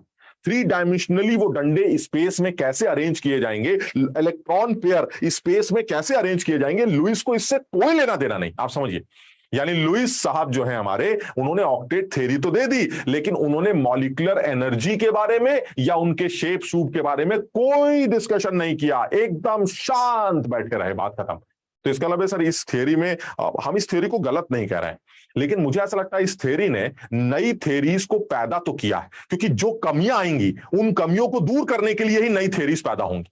तो ये लुईस थ्योरी एक बेसिक थ्योरी कोवेलेंट बॉन्ड की बनाई जाती है और बताई जाती है, जिसने नई नई थ्योरीज को पैदा किया होगा, क्योंकि इसकी कमियों को दूर करने के लिए नई थ्योरीज हमारे सामने जरूर आई। कुछ समझे बात को? अब आते हैं इसकी कमियों को लेकर। लुईस थ्योरी की कमी क्या है? उसकी एक तो बहुत बड़ी कमी है जो हम बार बार बोल रहे थे तुमसे, कि आप कहते हैं ऑक्टेट करना है पूरा, ऑक्टेट करना है पूरा, और ऐसे दुनिया भर के मॉलिक्यूल्स हैं जिनमें सेंट्रल एटम ये कह रहा है कि भैया मेरा तो ऑक्टेट पूरा हुआ ही नहीं, लेकिन वो मॉलिक्यूल बन गया, एग्जिस्ट कर रहा है। तो इसका मतलब एक सर लुईस की थ्योरी में ऑक्टेट कंप्लीशन की जो बात है वो हर मॉलिक्यूल के ऊपर एप्लीकेबल नहीं है। So this is not general criteria कि bonding is only when the octet of central atom is complete, बिल्कुल गलत बात। बॉन्डिंग का क्राइटेरिया एनर्जी मिनिमाइजेशन है। अगर किसी सिस्टम की एनर्जी मिनिमाइज हो रही है तो चाहे ऑक्टेट पूरा हो चाहे ना हो, कुछ भी हो, बॉन्डिंग देखने को मिलेगी। अब हम आते हैं लुईस के ड्रॉबैक्स के ऊपर। तो हम लुईस के ड्रॉबैक्स के बारे में बात कर लेते हैं। लुईस के ड्रॉबैक्स क्या निकल के आते हैं? तो ये है कुछ लिमिटेशंस जो लुईस की बनाई गई हैं, जिसमें सबसे पहली लिमिटेशन बनाई गई है, ये हम तुम्हें लिख के दे देंगे, तुम अपने आप इसको समझना। हम पहले पढ़ के दिखा देते हैं, और ये वही है जो इतनी देर से हम बातें कर रहे हैं। द ऑक्टेट रूल दो यूजफुल, सही है, क्योंकि ऑक्टेट कंप्लीट होगा तो स्टेबिलिटी आएगी, ठीक लगता है मुझे, लेकिन इट इज नॉट यूनिवर्सल। वही जो अभी हम बात करना जा रहे हैं कि भाई ऑक्टेट ऑक्टेट ऑक्टेट ऑक्टेट बार बार मत बोलो। ऐसे मॉलिक्यूल्स हैं जिनमें सेंट्रल एटम का ऑक्टेट कंप्लीट नहीं होता, लेकिन वो एग्जिस्ट करते हैं। तो इसका मतलब ये हुआ कि अगर आप ये कहना चाह रहे हैं कि ऑक्टेट रूल दो useful, it is not universal, it is quite useful for understanding the structures of most of the organic compounds and it implies applies mainly to the second period element। देखो ये important आ रहा है, elements of the periodic table. There are 3 types of exceptions to the octet rule. देखो पहला exception ये, हम मान लेते हैं ऑक्टेट रूल सब सही है, लेकिन उनमें कुछ एक्सेप्शंस हैं जो हमें देखने हैं। तो इसमें जो इन्होंने पहला एक्सेप्शन दे रखा है, जिसके बारे में हम भी बहुत देर से बात कर रहे हैं, and that is incomplete octet. यानी सेंट्रल एटम ये कह रहा है कि अरे यार, हमें तो पता ही नहीं चला ऑक्टेट कंप्लीट करना था, हमारा तो सेंट्रल एटम का ऑक्टेट कंप्लीट ही नहीं हुआ। और वो कब होगा? वो तब होगा जब ऐसे सेंट्रल एटम्स इन्वॉल्व होंगे जिनके वैलेंस इलेक्ट्रॉन्स 4 से कम होंगे। समझो, अगर मेरे वैलेंस इलेक्ट्रॉन 4 हैं तो मैं 4 को शेयर में डाल सकता हूं, 4 शेयर में डालेंगे तो 8 हो जाएंगे। लेकिन अगर मेरे वैलेंस इलेक्ट्रॉन ही टोटल 3 है, तो अगर मैं तीनों को भी शेयर में डाल दूंगा तो कितने हो जाएंगे? 6। ऑक्टेट तो पूरा हो ही नहीं सकता। यानी जब सेंट्रल एटम के पास 4 से कम वैलेंस इलेक्ट्रॉन्स होंगे। अरे ये कितना मुस्कुरा रहा है, स्वयं संयम, क्या नाम था? सम्यक। हाँ, सम्यक कैसे हो? इतना क्या कोई खास बात नहीं? देखो कृत कुछ मुस्कुरा रहा है तुम लोग। अच्छा, जोक सुना रहे थे। और क्या सर, कॉमेडी क्लास चल रही है, अपना मस्त कॉमेडी कर रहा है, उसमें क्या है? देखिए ये हालत, क्लास चल रही है और जोक चल रहा है। सर नहीं सुना रहा था सर, मैं कुछ बोल ही नहीं रहा था, मुंह चलता हुआ दिख रहा था सर आपको। देखो एक और काम किया जा सकता है, जो ये बेचारे पीछे बच्चे बैठे हैं, ये ऐसा लग रहा है थोड़ा पढ़ना चाहते हैं, तो इनको आगे कर दिया करो, तुम लोग पीछे आराम से बैठा करो, बल्कि फ्रेम के बाहर बैठा करो। इतना आसान हो जाएगा। ये बेचारे 2-4 लोग जो पढ़ना चाहते हैं, ये एकदम सामने आ जाएंगे, ये थोड़ा और साफ दिखाई देंगे और इनकी कॉपी वॉपी दिखने लगेगी। और जो है तुम दोनों या तुम लोग जो है जो शोर शराबा करते हैं, वो अपना साइड में, अपना किनारे हो जाइए, मस्त बैठिए, मस्त। समझ लो? तो इसमें तो इसमें ये पहली बात करके आ रहा है कि incomplete octet of the central atom, यानी और वो तभी होगा जब सेंट्रल एटम ऐसा होगा जिसके वैलेंस इलेक्ट्रॉन 4 से कम होंगे। और वो तुम्हारे सामने है, यहां पर साफ दिया गया है, it is the case with elements having less than 4 valence electron. अगर आपके पास 4 वैलेंस इलेक्ट्रॉन से कम है, तो अगर आपने सारे भी शेयरिंग में डाल, जैसे बड़ा अच्छा एग्जाम्पल बोरॉन है, आप सब समझते होंगे बोरॉन का जो कॉन्फ़िगरेशन है वो 2,3 होता है। यानी बोरॉन के वैलेंस इलेक्ट्रॉन्स कितने हुए? 3, 1, 2 और 3। अब अगर बोरॉन ने जान भी लगा दी तो वो तीनों ही तो शेयरिंग में डाल सकता है ना। तो अगर उसने तीनों भी शेयरिंग में डाल दिए तो क्या हो जाएगा? 6 हो जाएंगे। तो उसने मान लीजिए एक शेयरिंग में डाल दिया, ये लगा दिया शेयरिंग के साथ, एक इसको भी शेयरिंग में लगा दिया, एक इसके साथ भी शेयरिंग में लगा दिया, तो फर्क क्या पड़ गया सर? सब मिला के देखा जाए तो बोरॉन के पास अब भी कितने इलेक्ट्रॉन्स हुए? 6। यानी सब कुछ करने के बाद भी बोरॉन के वैलेंस इलेक्ट्रॉन 6 ही हो रहे हैं, ऑक्टेट कंप्लीट नहीं हो रहा है। लेकिन क्या हमने BsBCl3 का नाम नहीं सुना? क्या हमने BF3 का नाम नहीं सुना? क्या हम BH3 के बारे में नहीं जानते? ये सब वो एलिमेंट्स है जो बोरॉन बनाता है, जिसमें 3 क्लोरीन लगे, बिल्कुल सही है, 3 फ्लोरीन लगे होते, वो भी सही है। यानी बोरॉन अपने कंपाउंड्स के अंदर 3 बॉन्ड्स ही बना रहा है, जिसकी वजह से भले ही उसका ऑक्टेट पूरा ना हो, लेकिन इस तरह के मॉलिक्यूल्स एग्जिस्ट करते हैं। सब लोग समझ रहे मेरी बात को? तो यानी ये गलत हो गया कि हमें सेंट्रल एटम ही पूरा करना है, ऑक्टेट को पूरा करना है। और भी एग्जांपल, बेरिलियम। बेरिलियम के बाहर कुल मिला के 2 इलेक्ट्रॉन्स होते हैं, उसने दोनों इलेक्ट्रॉन शेयरिंग में डाल दिए तो कितने हो जाएंगे? 4। ऑक्टेट पूरा नहीं है, यहां पर वैलेंस इलेक्ट्रॉन 4 है, यहां बोरॉन के पास 6 है, यहां लिथियम के पास 2 है। सर सब कुछ होने के बाद भी, लेकिन क्या ये मॉलिक्यूल एग्जिस्ट नहीं करते? अरे करते तो हैं। इसका मतलब ऑक्टेट रूल पूरा नहीं हो रहा है, फिर भी मॉलिक्यूल एग्जिस्ट कर रहे हैं। ये वो लिमिटेशन है जो लुईस के समझ में नहीं आती। ये लुईस की थ्योरी के कुछ लिमिटेशंस हैं जो हमें समझने। बताओ यहां तक समझ में आई बात?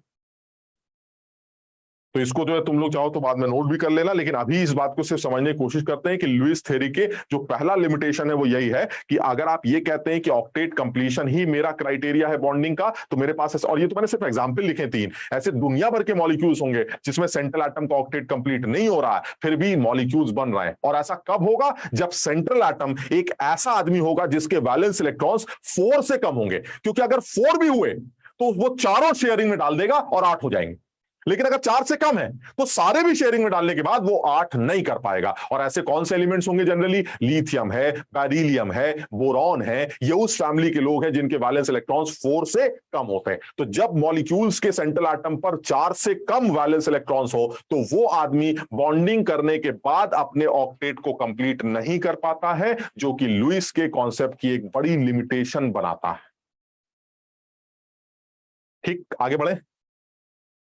अच्छा, दूसरा लिमिटेशन क्या है? चलिए दूसरे लिमिटेशन की बात कर लेते हैं। दूसरा लिमिटेशन तुम समझ रहोगे, यहां 8 से कम रह गए तो कुछ ऐसे भी हो सकते हैं जिसमें 8 से ज्यादा हो जाए, ये भी पॉसिबल है। चलिए दूसरे लिमिटेशन की बात करते हैं। दूसरा लिमिटेशन बड़ा यूनिक सा लिमिटेशन है, ये वही है जो तुम लोग अभी बात कर रहे थे, एंड दे आर ऑड। मैंने देखा इस बार के मेंस के पेपर में, और हर साल का ये एक बड़ा फेवरेट सवाल है, जेई के पेपर में भी और नीट के पेपर में भी इस बारे में सवाल ऑन एंड ऑफ दिखता है। और मजे की बात क्या है, ये 3 ही लोग ऐसे हैं जिनको ऑड इलेक्ट्रॉन स्पीशीज कहा जाता है। तो तुम कम से कम इन 3 लोगों के नाम याद कर लो, NO, NO2 और ClO2। बिल्कुल हम याद कर लेंगे। NO एक ऐसा आदमी है जिसमें एक ऑड इलेक्ट्रॉन है, NO2 एक ऐसा आदमी है जिसमें एक ऑड इलेक्ट्रॉन है, और साथ ही साथ ClO2 एक ऐसा आदमी है जिसमें एक ऑड इलेक्ट्रॉन। यानी ये ऐसे लोग हैं जिनमें ऑड इलेक्ट्रॉन एक्सिस्ट करता है। आप इसका लुईस स्ट्रक्चर आप इसके हिसाब से बिल्कुल नहीं बना पाएंगे, समझो बात। यानी और लुईस को इस बारे में बिल्कुल समझ में नहीं आ रहा है भाई ये चक्कर क्या है यार, ये कैसे तुम्हारे पास हम अपने स्ट्रक्चर्स को कैसे बनाएं? क्या भाई आपके पास ज्यादा से ज्यादा अनशेयर्ड पेयर होना चाहिए? अनशेयर्ड इलेक्ट्रॉन आपके सर पे कैसा आ सकता है? एक इलेक्ट्रॉन। ये लुईस को बिल्कुल समझ में नहीं आता। तो आप जो अभी तुम मुझसे कह रहे थे ना सर स्ट्रक्चर n/2 करेंगे तो 2 से डिवाइड करने से इंटीजर आएगा कि नहीं आएगा, ये वही है। इनको लुईस को कुछ नहीं समझ में आ रहा है। आप स्ट्रक्चर देखिए, NO का स्ट्रक्चर ऐसा बना दिया, NO2 - NO2 का स्ट्रक्चर ऐसा बना दिया, और ये ClO2 का स्ट्रक्चर है। ClO2 का स्ट्रक्चर बनाओगे तो क्लोरीन के जो वैलेंस इलेक्ट्रॉन्स होते हैं वो 7 होते हैं। तो यानी ये हो गया आपका एक इलेक्ट्रॉन, ये हो गया आपका दूसरे 2 इलेक्ट्रॉन यहां आ गए, और ये आ गया आपका ClO2। This is ClO2। यानी कुल मिला के अगर क्लोरीन के इलेक्ट्रॉन्स भी देखोगे तो कैसे आएंगे? ये शेयर्ड इलेक्ट्रॉन क्लोरीन का, एक ये क्लोरीन का, एक ये क्लोरीन का, एक ये क्लोरीन का। क्लोरीन के कितने हो गए? 2, 2, 4, 2, 6 और 1 7, ये वैलेंस इलेक्ट्रॉन्स। और जहां तक इलेक्ट्रॉन्स का सवाल है, हर डंडे में 2-2 इलेक्ट्रॉन्स होंगे। यानी ये जो अनपेयर्ड इलेक्ट्रॉन आ रहा है ना, एक अनशेयर्ड इलेक्ट्रॉन आ रहा है, यही ऑड इलेक्ट्रॉन स्पीशीज के नाम से जानी जाती हैं। तो ये 3 है ऑड इलेक्ट्रॉन स्पीशीज, एक नाइट्रिक ऑक्साइड है, एक नाइट्रोजन डाइऑक्साइड है। हमें ये तीनों लोगों को याद रखना है। ये तीनों लोग ऑड इलेक्ट्रॉन स्पीशीज की कैटेगरी में आते हैं। इनमें ऑड इलेक्ट्रॉन होता है जिसके बारे में लुईस को कुछ समझ में नहीं आता, और तुम खुद समझ रहे होगे कि लुईस इस बारे में चुप क्यों है, क्योंकि उसका जो पूरा खेल है वो बाई 2 से निकलता है। तुमने देखा था पहले N3/2 निकालता था, फिर उससे डंडे आ जाते थे, फिर N4/2 निकालता था, उससे लोन पेयर आ जाते थे। यहां बाई 2 करने से कुछ नहीं होगा, और यह बात उसके समझ में नहीं आया। कुछ समझ में आई बात? यानी ये ऑड इलेक्ट्रॉन स्पीशीज भी लुईस के कॉन्सेप्ट की एक बड़ी लिमिटेशन मानी जाती, और ये तीनों ऑड इलेक्ट्रॉन स्पीशीज हमें याद रखनी। इस पर सवाल तुम्हें पक्का दिख जाता है इधर उधर करके। चलिए तीसरे लिमिटेशन पर आते हैं। तीसरा लिमिटेशन क्या बनने वाला है? वो होगा हाइपर वैलेंट कंपाउंड से रिलेटेड। यानी ऐसे लोग जिनका सेंट्रल एटम का ऑक्टेट एक्सीड कर जाता है, जिसका और भी 3 नाम है, एक्सपैंडेड ऑक्टेट, सुपर ऑक्टेट और हाइपरवैलेंट कंपाउंड। तीनों नाम एक ही आदमी के रखे गए हैं। एक्सपैंडेड ऑक्टेट नाम से सब क्लियर है, सुपर ऑक्टेट नाम से सब क्लियर है, हाइपरवैलेंट नाम से सब क्लियर है। यानी एक ऐसे मॉलिक्यूल्स जिसमें सेंट्रल एटम ये कह रहा है कि मेरे वैलेंस इलेक्ट्रॉन 8 होने चाहिए, लुईस कह रहा है 8 होने चाहिए, और मैं ये कह रहा हूं कि मेरे 8 से भी ज्यादा है। पहला वाला लिमिटेशन क्या था? 8 से कम वाला। दूसरा वाला लिमिटेशन ऑड इलेक्ट्रॉन स्पीशीज का था। तीसरा लिमिटेशन हाइपरवैलेंट या सुपर ऑक्टेट कंपाउंड्स का। कैसे? जरा चेक करो। फास्फोरस को अगर तुम ध्यान से देखो तो फास्फोरस के पास बाहर, तुम जानते हो फास्फोरस नाइट्रोजन फैमिली का आदमी होता, और नाइट्रोजन के वैलेंस इलेक्ट्रॉन्स कितने होते हैं? 5। तो फास्फोरस के वैलेंस इलेक्ट्रॉन्स कितने होंगे? 5। ठीक, अब जरा 5 को देखते हैं। कितने इलेक्ट्रॉन्स है फास्फोरस के बाद? बताइए वैलेंस इलेक्ट्रॉन में। 2, 2, 4, 2, 6, 2, 8, 2, 10। 10 इलेक्ट्रॉन्स फॉल्स। कितने डंडे बना रहा है? 5 डंडे बना रहा है। 5 डंडे बना रहा है तो इसका मतलब कितने इलेक्ट्रॉन्स हो गए? 10 इलेक्ट्रॉन। अरे हमें तो 8 करने थे, तुमने 10 कर दिए। इसीलिए हम हाइपरवैलेंट कंपाउंड्स हैं, हम सुपर ऑक्टेट कंपाउंड्स हैं, हम ऐसे आदमी हैं जो लुईस के कॉन्सेप्ट को सही नहीं मानते। इसी तरह से सल्फर को देख लो, कितने डंडे बना रहा है बीच वाला सल्फर? 6 बॉन्ड्स। 6 बॉन्ड्स का मतलब कितने वैलेंस इलेक्ट्रॉन्स? 12 valence electron. करने कितने थे? 8। हो गए कितने? 12। खेल खत्म। ऐसे ये वाला सल्फर भी है, 6 डंडे बना रहा है, यानी सल्फर के वैलेंस इलेक्ट्रॉन जो है वो 12 निकल के आ रहे हैं, जबकि एक्चुअली होने कितने चाहिए थे? 6। इसी तरह से फास्फोरस और 8, इसी तरह से फास्फोरस के कितने निकल के आ रहे हैं? 10। यानी कहने का मतलब ये हुआ, ये तमाम ऐसे मॉलिक्यूल्स हैं जिनमें सेंट्रल एटम का ऑक्टेट एक्सीड कर रहा है, इसलिए इन कंपाउंड्स को हाइपरवैलेंट कंपाउंड्स या सुपर ऑक्टेट या एक्सपैंडेड ऑक्टेट कंपाउंड्स कहा जाएगा, जिसमें सेंट्रल एटम के वैलेंस इलेक्ट्रॉन्स 8 से भी ज्यादा हो। और ये लुईस को बिल्कुल समझ में नहीं आ रहा है कि ये क्या बकवास चल रहा है, क्योंकि उसके हिसाब से तो हर एक बॉन्ड, हर एक मॉलिक्यूल या हर एक आयन बनता ही इसलिए है ताकि डंडे 8 हो जाए, वैलेंस इलेक्ट्रॉन्स 8 हो जाएं, जबकि ये सब देखकर तो उसको कुछ समझ में नहीं आ रहा। कुछ समझे बात? ठीक, चलिए और एक बात कर लेते हैं। अब जरा 2-3 ऐसी हल्की हल्की एक आध लाइन लिख रहे हैं, बस बात खत्म। क्या है लाइंस? अब कुछ अलग सी बात कर रहे हैं, तुम अपने आप समझना। It is clear that octet rule is based upon the chemical inertness of the noble gases. समझो बात को। क्यों कह रहा हूं ऐसा? ऐसा इसलिए कह रहे हैं क्योंकि हम जो है डंडे जो बना रहे हैं, वो डंडे बना ही इसलिए रहे हैं क्योंकि हम 8 हो जाए, हमारे वैलेंस इलेक्ट्रॉन्स 8 हो जाए, यानी हम इनर्ट गैस का कॉन्फ़िगरेशन अटेन कर ले, यानी हम केमिकली इनर्ट हो जाए। हमारा पर्पस यही है। इसका मतलब ये हुआ, इसके हिसाब से तो देखा जाए कि इनर्ट गैस को फिर बॉन्ड नहीं बनाना चाहिए, जबकि तुम देख रहे हो इनर्ट गैस के दुनिया भर के मॉलिक्यूल एग्जिस्ट करते हैं, HCF2, HCOF2, KrF2 और भी बहुत सारे होते हैं दुनिया भर। मतलब सोचिए, हम ये कह रहे हैं हम इसलिए बॉन्ड बनाते हैं क्योंकि हम केमिकली इनर्ट हो जाते हैं, ताकि हमारा ऑक्टेट जो है वो इनर्ट कॉन्फ़िगरेशन गेन कर ले। और इनर्ट गैस कह रही है हमारा तो कॉन्फ़िगरेशन ऑलरेडी इनर्ट होता है, हम फिर भी बॉन्ड बनाते हैं। इसका मतलब ये हुआ, आप जो सोच के जिसके पास जा रहे थे वो खुद कहीं और जा रहा है। इसका मतलब आपका जो क्राइटेरिया है बॉन्डिंग का, वो क्राइटेरिया सही नहीं। और इस बारे में बिल्कुल भी लुईस के बात समझ में नहीं आती कि इनर्ट गैसेस जिनका कॉन्फ़िगरेशन ऑलरेडी इनर्ट है, जिनके वैलेंस इलेक्ट्रॉन्स ऑलरेडी 8 है, वो डंडे क्यों बना रहे हैं? उनको डंडे बनाने की जरूरत क्या है? ये बात लुईस को बिल्कुल समझ में नहीं आती। क्लियर है ये?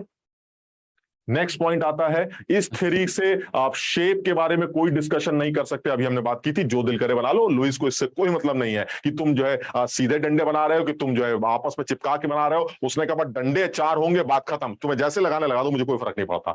और अच्छा पॉइंट लास्ट का यह है कि इस थ्योरी से आप मॉलिक्यूल्स की रिलेटिव स्टेबिलिटीज के बारे में या फिर उनकी एनर्जीज के बारे में उसको कुछ भी समझ में नहीं आता। उसको कोई फर्क नहीं पड़ता कि मॉलिक्यूलर एनर्जीज को कैसे बढ़ाया या घटाया जा सकता है। हालांकि थोड़ा भी समझदारी की बात करें तो हमारा अकल खुद ये कहती है कि अगर आप नाइट्रोजन से 4 डंडे लगाना चाहते हैं, तो मैं कुछ ऑप्शंस तुम्हें दिखाना चाहता हूं, तुम मुझे बताना इन सारे ऑप्शंस में से क्या इन 2 ऑप्शंस में से क्या ये पहला वाला ऑप्शन ज्यादा बेटर नहीं लगता? थोड़ा सा अपने आप अकल लगाओ, क्या पहला वाला ऑप्शन ज्यादा बेटर नहीं लगता? These 2 structures are 2-dimensional structure, ये 2D structures। देखने में ज्यादा बेटर है। पहला वाला नहीं, देखने की वजह से नहीं है। अब तुम ये भी तो देखो कि अब पहले वाले में हो क्या रहा है। पहले वाले में ये 2 इलेक्ट्रॉन्स हैं, ये 2 इलेक्ट्रॉन्स हैं, ये 2 इलेक्ट्रॉन्स हैं, ये 2 इलेक्ट्रॉन्स। क्या इलेक्ट्रॉन एक दूसरे को रिपेल करते हैं? यस सर, पर यहाँ पे और अगर रिपेल करते हैं तो अच्छा है ना, दूर रहो, क्योंकि पास रहोगे तो धकेलेंगे, मॉलिक्यूल की एनर्जी बढ़ जाएगी ना। अगर आप इलेक्ट्रॉन्स को पास में रखेंगे तो मॉलिक्यूलर एनर्जी बढ़ जाएगी। वो कह रहा है भाई जितना दूर रह सकते हो उतना दूर रहो। क्या ये नहीं लगता यहां ज्यादा पास में है? या ज्यादा पास में, और अगर ज्यादा पास में तो रिपल्शन ज्यादा होंगे, रिपल्शन ज्यादा होंगे तो मॉलिक्यूलर एनर्जी ज्यादा होगी। वो कह रहा नहीं ये बेकार। ये तो अगर हम इतना सोच पा रहे हैं तो लुईस को भी ये सोचना चाहिए था, और सही सोचना ये चाहिए था कि इससे अच्छा भी एक स्ट्रक्चर बन सकता है जिसमें 4 डंडे एक दूसरे से ज्यादा दूर होंगे। कमाल की बात, 4 लोग एक दूसरे से सबसे ज्यादा दूर 90 डिग्री से ज्यादा तो नहीं हो सकते? इससे ज्यादा 4 लोग दूर कैसे नहीं हो सकते सर? इसको बता दीजिए। हाँ, अब वो 3D में चले जाएंगे, और यही आती है नेक्स्ट कॉन्सेप्ट या नेक्स्ट थ्योरी, जिसको वैलेंस बॉन्ड थ्योरी कहते हैं। नेक्स्ट जो सही नाइट्रोजन का अमोनियम का स्ट्रक्चर होना चाहिए वो कुछ ऐसा होना चाहिए, and this is three dimensional structure. Ammonium का एक 3-डायमेंशनल स्ट्रक्चर है जिसमें हर इलेक्ट्रॉन पेयर जो बॉन्डिंग इलेक्ट्रॉन है वो 109 डिग्री 28 मिनट पर एग्जिस्ट करता है। जिसको तुम 90 डिग्री समझ रहे थे कि मैक्सिमम 90 डिग्री हो सकता है, उससे भी ज्यादा दूर हो सकते हैं वो bond pair, and that is 109 degree 28 minutes. 109 degree की दूरी 2 लोन पेयर, 2 बॉन्ड पेयर के बीच में हो सकती है अगर ये स्ट्रक्चर 3-डायमेंशनल स्ट्रक्चर होता तो, जिसको टेट्राहेड्रन कहते हैं। This is tetrahedron, three dimensional structure. Nitrogen hydrogen hydrogen hydrogen hydrogen, एक 3 डायमेंशनल स्ट्रक्चर, और 3D में ये 4 लोग एक दूसरे से सबसे ज्यादा दूर है 109 डिग्री 28 मिनट। यानी और तुम बताओ, लुइस ने इस बारे में कोई बात बोली है कि इनको ऐसा होना चाहिए वैसा होना चाहिए? वो कह रहा है भाई मुझे कुछ नहीं समझ में आता कौन कैसा होगा, मुझे जो बताना था बता दिया, मुझे माफ करो, मेरे अंदर कुछ कमियां हैं, उन कमियों को दूर करो, अगली थ्योरीज पढ़ दो, बात खत्म। क्लियर?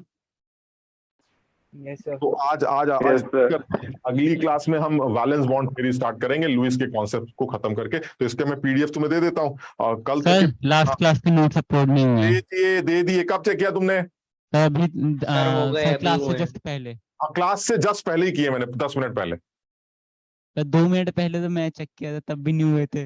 अरे यार मैंने तो अभी डाले थे यार, फिर से चेक करो एक बार जल्दी, किसी के पास है टैब वैब? सर आप क्लास के जस्ट बाद डाल दिया करो सर, क्योंकि सर हम अभी रफ में उतारते हैं, फिर बाद में सर उनको फेयर करने के लिए सर आपके नोट्स की जरूरत पड़ती है। यार मेरे साथ दिक्कत पता है मैं क्या बताऊं, मुझे फिर अब कर तो सकता हूं मैं, ऐसा तो नहीं तुम कहोगे अजीब मक्कार आदमी हो तुम, लेकिन इसमें दिक्कत क्या होती है, जैसे मेरी 4 बजे वाली क्लास होती है तो मेरी फिर अगली भी क्लास होती है, तो करता क्या हूँ 4 बजे क्लास होने के बाद 10 मिनट का ब्रेक होता है, तो उसमें तो मैं कर नहीं पाता। फिर उसके बाद दूसरी क्लास होती है, फिर वो 8, 7:30, पौने 8 बज जाते हैं, तो फिर वो लेट हो जाता है। तो इसलिए नेक्स्ट डे तो कर ही देता हूँ, जैसे आज जो है मैं अभी इस क्लास के बाद कर दूंगा, मेरी नेक्स्ट क्लास अभी नहीं है, ठीक है, तो मैं अभी कर दूंगा, ठीक है ना? सर हो गए जी। पहले वाले क्लास के नोट्स अपलोड। हो गए सर। ठीक है, तो लास्ट वाले हो गए, ठीक है, चलो bye bye bye bye bye. जय हिंद सर। जय हिंद। जय हिंद सर। जय हिंद।